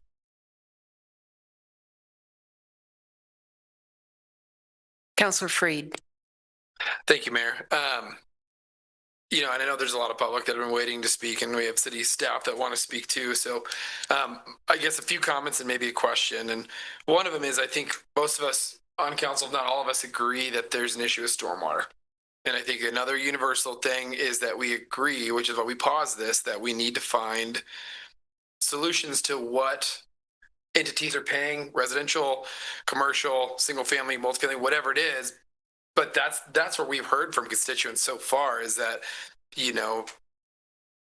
most people are for this. We're always gonna have folks that are against this. We're always gonna have folks that are for it. But trying to find a way, maybe back to Councilor Ville's point from weeks ago about what's reasonable. And we are elected to worry about things more than just a dollar sign as well. I mean, we're elected officials to worry about the safety and security of our communities, and this is part of that. But now we're faced with putting a dollar sign to what that looks like, and a time commitment of collection, what that looks like for the safety and infrastructure of our community. I mean, that's really what we're doing, and that's not easy, and that's why this is so hard. And I don't know. Boiling all that down to maybe another question for city staff is, if we're in the business of gathering data and disseminating data, and I know we've done that. I mean, this stormwater utility fee has been talked about for 7 years? I mean, leading up to this point. So I know that there's been data collected. So at the risk of being redundant, is there a way we could put out another survey? And I'm happy to work with council to direct very specific questions, or with city staff. And I know just about trying to reach business owners, whether he's like a Zen City survey or whatever ways that we've been able to do this, but maybe tailoring it to what people are comfortable paying, what businesses are comfortable paying. Maybe we could say a couple hundred phone calls or emails or dead ends and try to, the folks that are concerned about this are paying attention. They're listening to our conversations because they're concerned about what they're paying. So maybe we can generate a way that they could provide feedback in addition to public comment and emails and phone calls and texts that we're receiving. But I don't know if that's short-sighted in the thought that, we have a tentative work session on November 12th to talk about this. And then December 3rd is where we have paused this currently. So I don't know if trying to get a survey out to have reasonable information in less than a month is doable, if it's going to be effective. I'm not sure what information you want from a survey. Yeah, well, thanks, Mayor. I guess we're talking now about, if we were to put a cap on this, I think that's something that we've all requested information for today. Are business owners comfortable with $100, $200, $300 cap, $400 cap? Are we, or single family residents, which don't take up, a big chunk of who's paying into this, but I mean, getting feedback from folks. And I know we've done that for years, and that's where we're adding more work in a short time. Is that effective? I would like to remind council that we also have received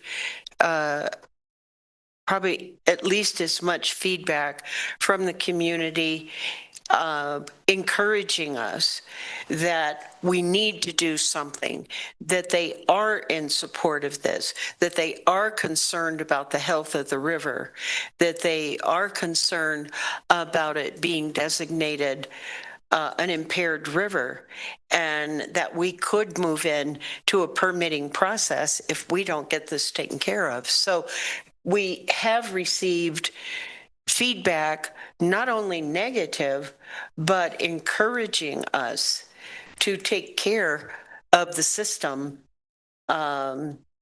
which is going to support development in the future. So I think it's time for us to, we've heard a lot of feedback, and possibly if we can get the names of the businesses in that $200 to $700-800 area, because most of the other ones, I think, need a little more coordinated management. So would we like that? We want to look at multifamily. What else do we want for the next work session? Vice Mayor. I would just echo what I think it was Councilor Lockhart and Councilor O'Doherty said about I am not really interested in the tiers. So maybe if we could take that off the table, if everyone is in agreement with that. I'm in agreement. Okay. Councilor Lockhart? I'd like to go to $1,000 because there's 6, 3, 2, 4, if you go 900, there's another 6 or 200 to 1,000. To 1,000. To me, I like that, Okay. Find out who they are. Then we can decide. Then we can decide from there. That sounds reasonable. Reasonable. When I was doing research, we would look at things. Is it feasible? And then our next question, but is it reasonable? So, Councilor O'Doherty. I encourage people to look at our stormwater master plan. I have trouble finding it a lot, but if you get into the storm on the website where it talks about the stormwater, you can find the master plan. And I can see that in the West Laramie, year completed was 2010. It cost $10.8 million. And then in 2022 adjusted dollars, it's almost 19 million. In 2013, the North Laramie plan is adjusted 2022 dollars is 48 million, and South Laramie plan 2017 is adjusted 22 values of 68 million. So we've been paying this money into stormwater control. It's just that it's coming out of our general fund, so that leaves less for the streets and less for fire and less for police. So Yeah, I just want people to be aware that we are paying for this now. It's just, what fund does it come out of? And another option with tiered is you take the lower value instead of the mid value, then nobody would be paying more than they were originally quoted. So I don't know if, I mean, that's kind of easy math to do. So it's not that hard to come up with it once we examine the effect of the caps. That's it. Thanks. Any further requests of city staff in preparation for our next meeting? And if you think of something later, please send an email or call me or the vice mayor and we'll get that in. No further suggestions? All right. City manager, Can I recap what we're going to bring back for your November 12th meeting? please. So we will bring forward the multifamily affordable housing numbers. I want to clarify, we want to look at affordable, which we've identified as fairly easy to identify larger multifamily locations in our land parcel data that are mobile home parks and large complexes that are managed like by Cheyenne Housing Authority as affordable housing. We'll calculate at $100 per month cap, and we will provide the list of land parcels who are paying $200 to $1,000 per month, and a list of those who have appealed or sought credits. Anything I missed?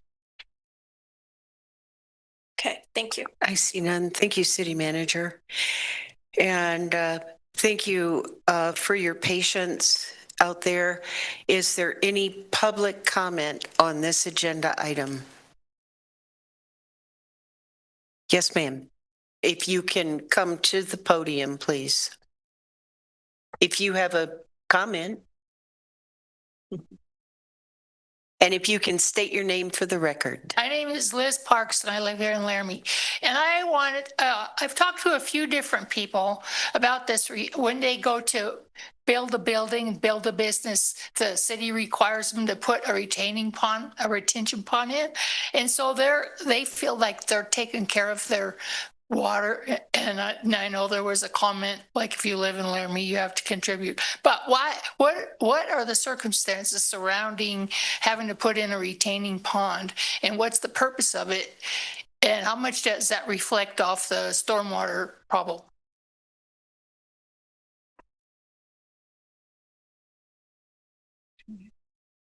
Do you want to hear from staff?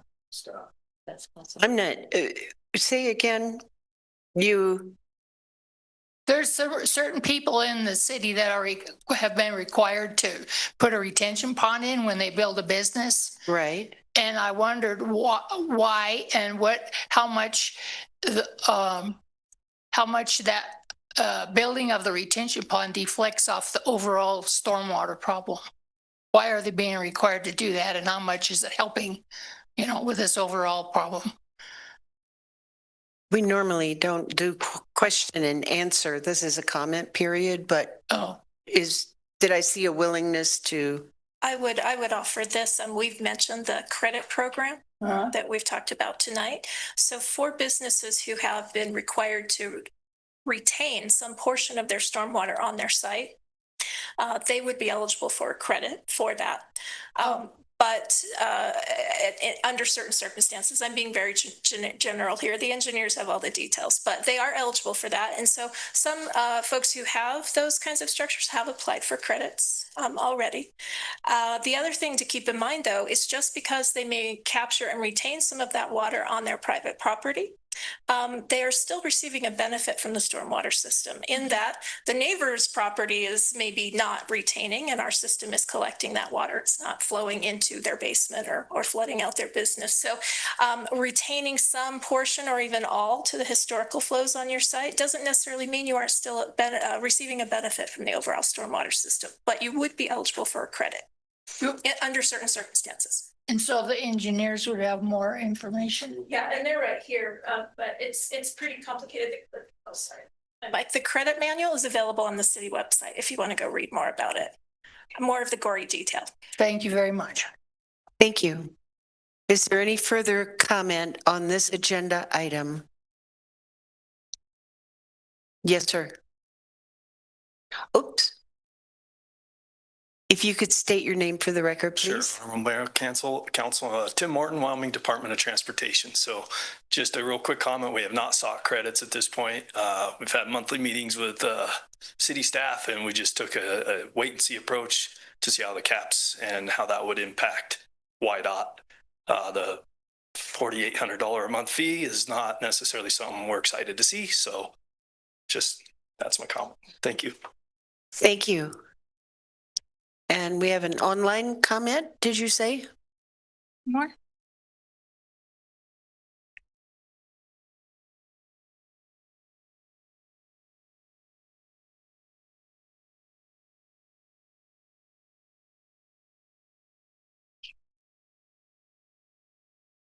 Did you bring him in? Yep, he's in, Mayor. Oh, I didn't see him. Yes, Mr. Mattermore.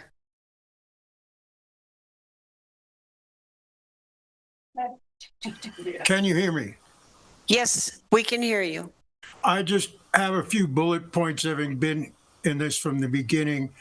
The original focus group found that a credit program would probably be too cumbersome and too subjective. Basically, one man's retention pond is another man's swamp.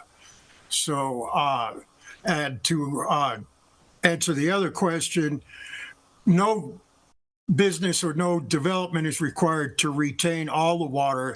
They're truly detention ponds that release water into the stormwater system slowly over a period of time. There'll be some actual retention because they're made out of dirt. The next point made was, I think, regardless of whether we go to 10 years, 15 years, or 20-year build out, Laramie has the best dancers in the world because we do the orange barrel two-step every summer. Whether we're doing it for stormwater or for road work, we're constantly doing it. So we're very good dancers. The next thing I find is that we looked at, from the beginning, it was quite obvious that residential was never going to be able to fund this. It was always going to be on a burden for business. But having been a businessman in this town for many, many years, that's overhead costs. And it is very difficult for a business to deal with overhead. Now, I think Walmart is in a better position to pay $3,000 a month than I was as a bootmaker. But even, it's just, you have to make a certain amount of profit in order to keep the doors open, and that overhead gets paid before you make a profit. So that's one of the biggest problems. I think if we could cap business, it's up to you to determine a reasonable rate, and it's up to the business community to influence that. The last bullet point I have is that I am not happy with the priority list. And regardless of how we figure out how to pay for it, I think Labonte ought to be number one. And then we ought to look at West Laramie number two. The flooding off of Cedar Street on all the side streets there is just, every time a cloud comes over, we get, and as far as I know, that nothing is in the top 10 on the priority list for West Laramie. So that's all I've got. And Honorable Mayor, I wish you best. You've got a tough road to hoe. So, thank you. Thank you, Mr. Mattermore. I appreciate your comments. Any further public comment on this agenda item? Yes, sir. Mr. Henderson.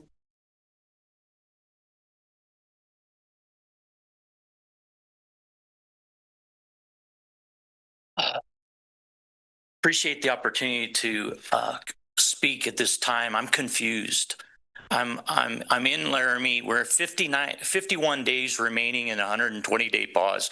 Council has asked a question about what's the structure, what's the linear plan to determine how we're going to come to a resolution in 120 days. But I want to back up. There was comment made about not getting feedback via appeals. I want to remind everyone, the appeals process, that forum not readily available or known to be available public-wide, that affected feedback. That absolutely is a result that you can expect is confusion. The wait and see comment previous tonight, I think that's a big one for all of us. We've witnessed in 69 days, maybe 2 conversations that public have had opportunity to make comment at. I'm really appreciative of the comments that y'all have had in side conversations and other, but that is really brings me to my last real confusion is Director Wade brought up a 7th cent opportunity. I don't know what the impact financially would be. I don't know the numbers of what that would generate, at what pace it would do it. But to not have you leaders collectively ask those questions is really confusing to me. Why would we not consider that as a conversation point going forward? What's that 7th penny? Number one, that honors 1610-105 subsection E in Wyoming statutes calling for a vote.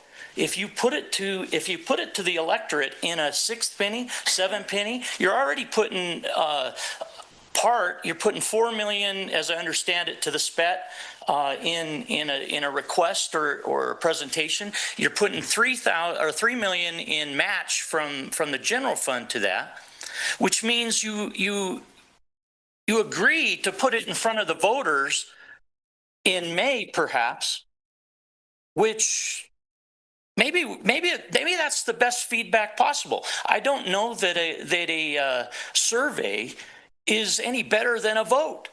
Put the best presentation together and put it to the vote. If it stands the measure, go for the 7th penny, perhaps, where you get payment from everyone. Look, if I give 1 penny on fuel alone myself, I'll pay $2 a month towards this every month. Currently, every month. I'm gonna $2, $24 a year. That's just in fuel. That's not in all the other things that I spend money from a sales tax standpoint. I think you're gonna get total participation. You also get the participation of visitors and visiting the area, and you get that help. I don't know what the pacing is, but to not ask the question is highly concerning. And I do believe that you're going after a double tap. You're double dipping on the community when you go after a SPET money and then you go after utility funding this way, especially bypassing Wyoming statute. Thank you. Christopher?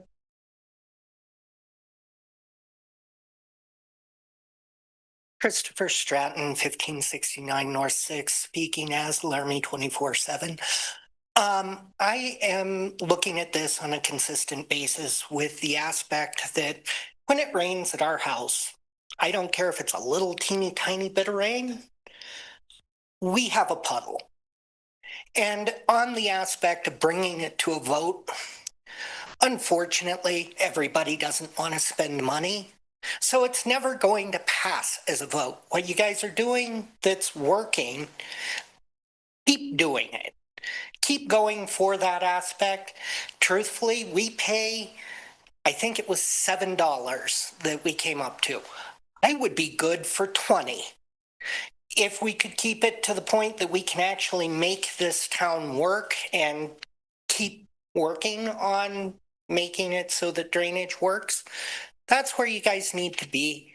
I thank you guys very much for the amount of work that you've been doing on this, and I am so saddened with the factor that there is a small majority of the community that is pushing back on you, and it seems to be the businesses and a large majority that has put a very few in office. Thank you very much. Have a great day. Thank you. Thank you for your comments. Any further public comment? Seeing none, back to council. Any final comments? Councillor O'Doherty. If you look at the original drainage plan, it includes SPEP money that's built into it, and it includes grant money. We can't use SPEP money for day-to-day operations. So by having a stormwater drainage utility, we can plan, have staff dedicated to do the maintenance. We can't do that with the grant money. That said, what I'm hearing from the most of the disgruntled people is that we should just have it in the SPET tax. I think that we maybe should consider a 7th cent for stormwater drainage big projects, and make the cap lower than we really need in order to fund our stormwater system. But I want to point out, we have talked about this a lot. We've talked about it we get funding from a lot of sources for most of our city projects. We get them from the state, we get them from the, utilities and things. We also spend a lot of money in this community. Again, being on the finance committee, I was really struck that these big projects, how much of them go to our local construction companies. So, and how much of our purchasing is done in town.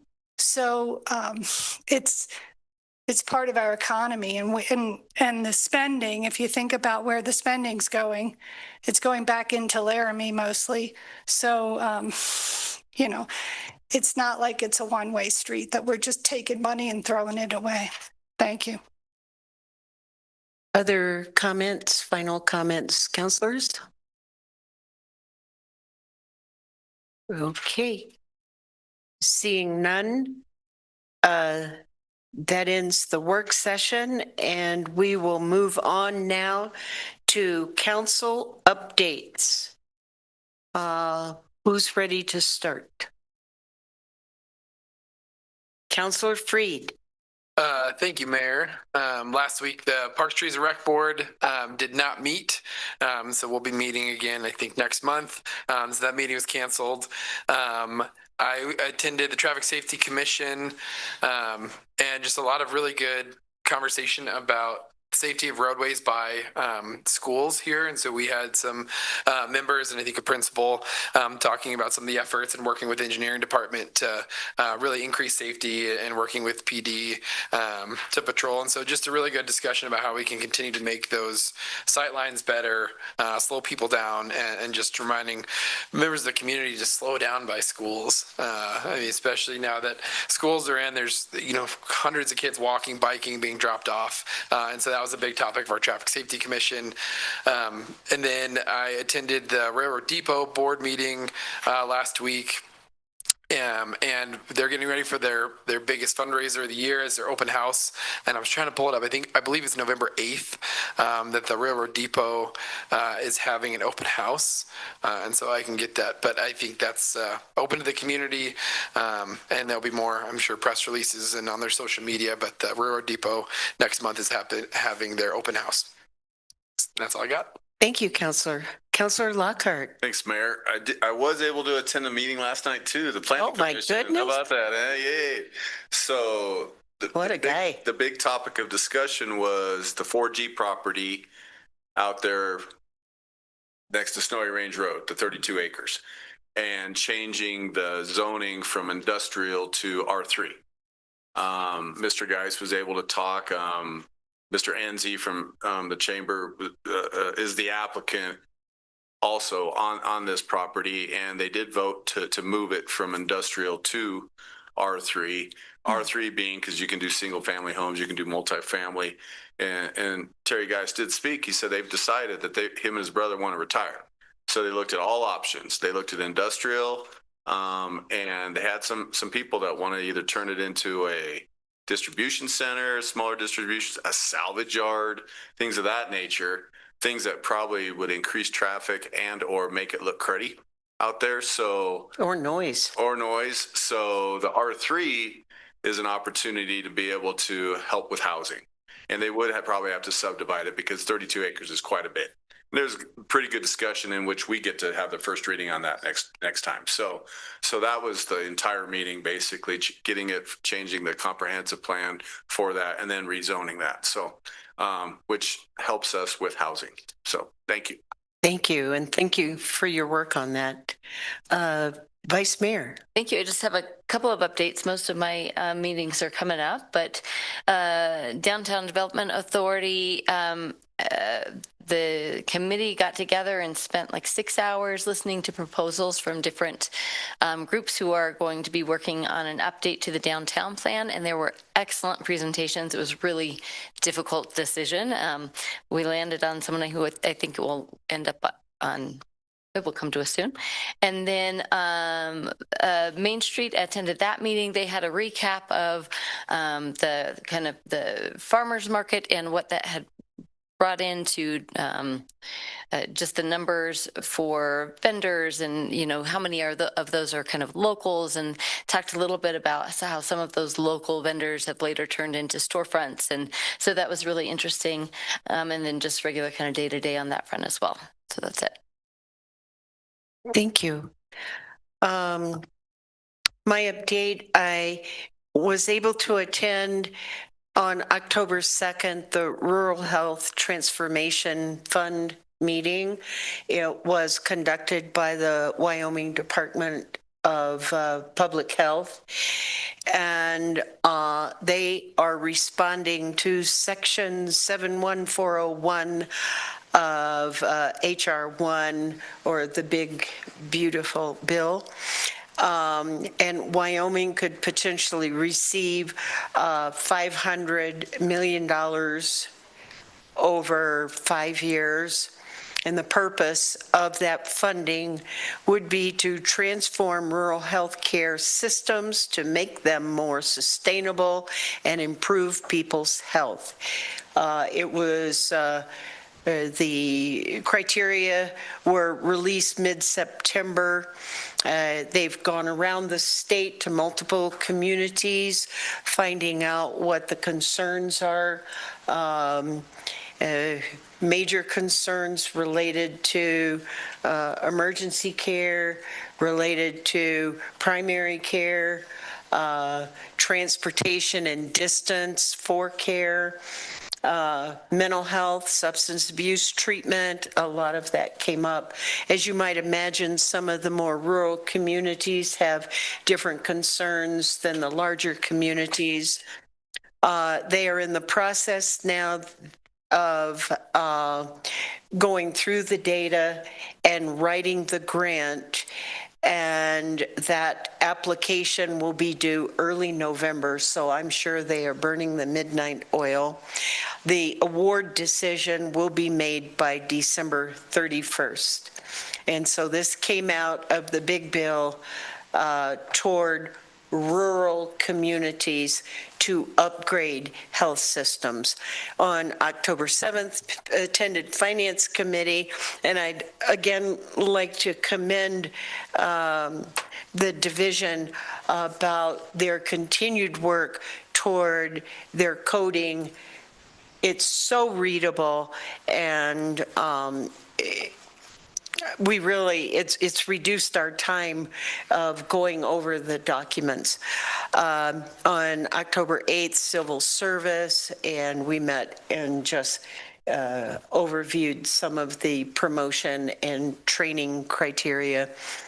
I just a shout out to Robbie's House for a very successful gala this past Saturday. And I think, do we have Town and Gown tomorrow? Okay, we have Town and Gown tomorrow at 11:30 in Commission Chambers. Is that where it is? I believe it's LCCC, Mayor. LCCC. I'll confirm that. If anyone's interested in attending that. Yes. And on October 15th, tomorrow, the Laramie Soup Kitchen and United Way is having the Tapas and Tour event from 4:30, I think, till 6:30 at the Laramie Soup Kitchen. And I would encourage people to attend that. And that is it for me. Councillor O'Doherty.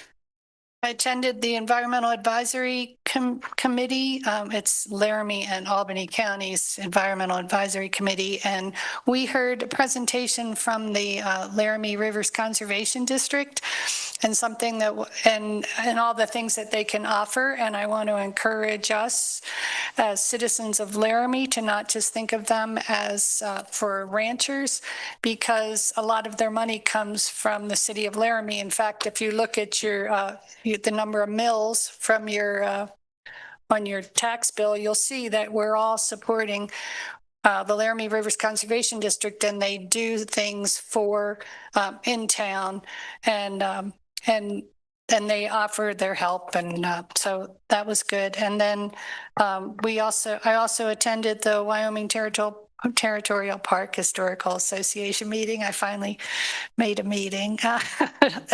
They had the pumpkin walk on October 11th on Saturday. They had 4,600 people. Wow. And they had cornhole mini golf, which I think is something we should explore for the WAM meeting. And they had it by donation this year instead of charging people, and they were able to reduce the number of volunteers by doing that. They're also getting the theater. They had a recent inspection and things are going well there and good on their financials. That's it. Thank you. Thank you. Councillor Shumway.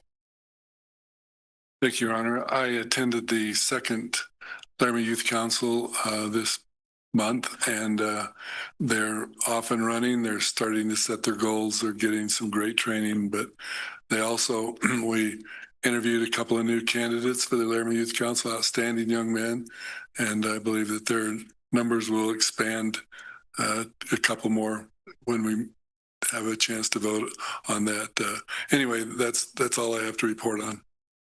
Thank you, and thank you for your work on revitalizing that group.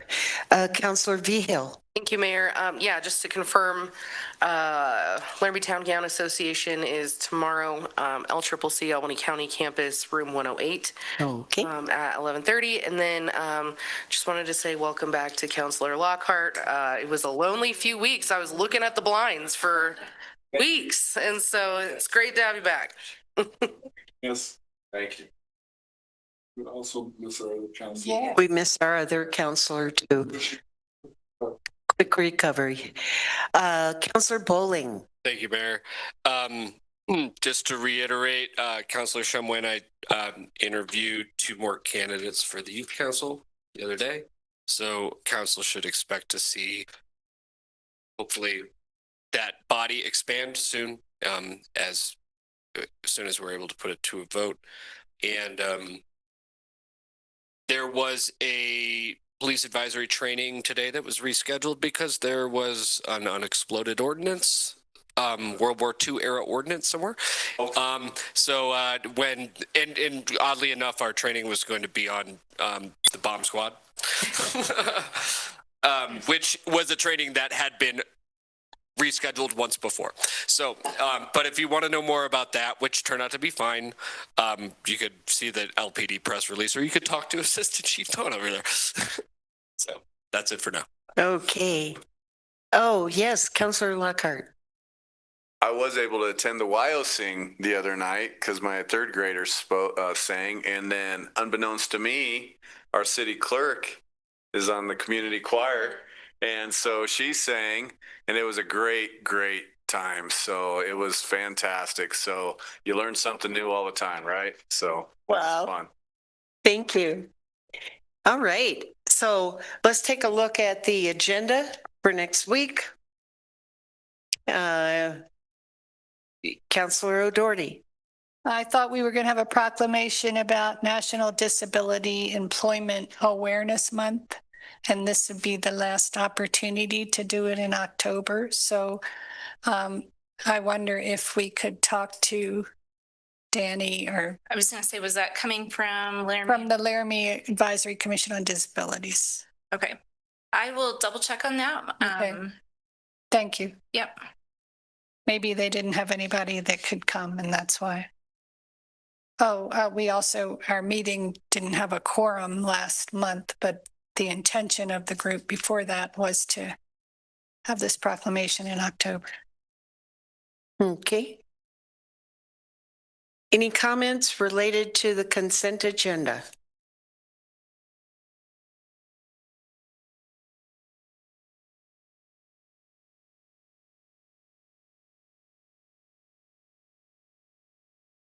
None?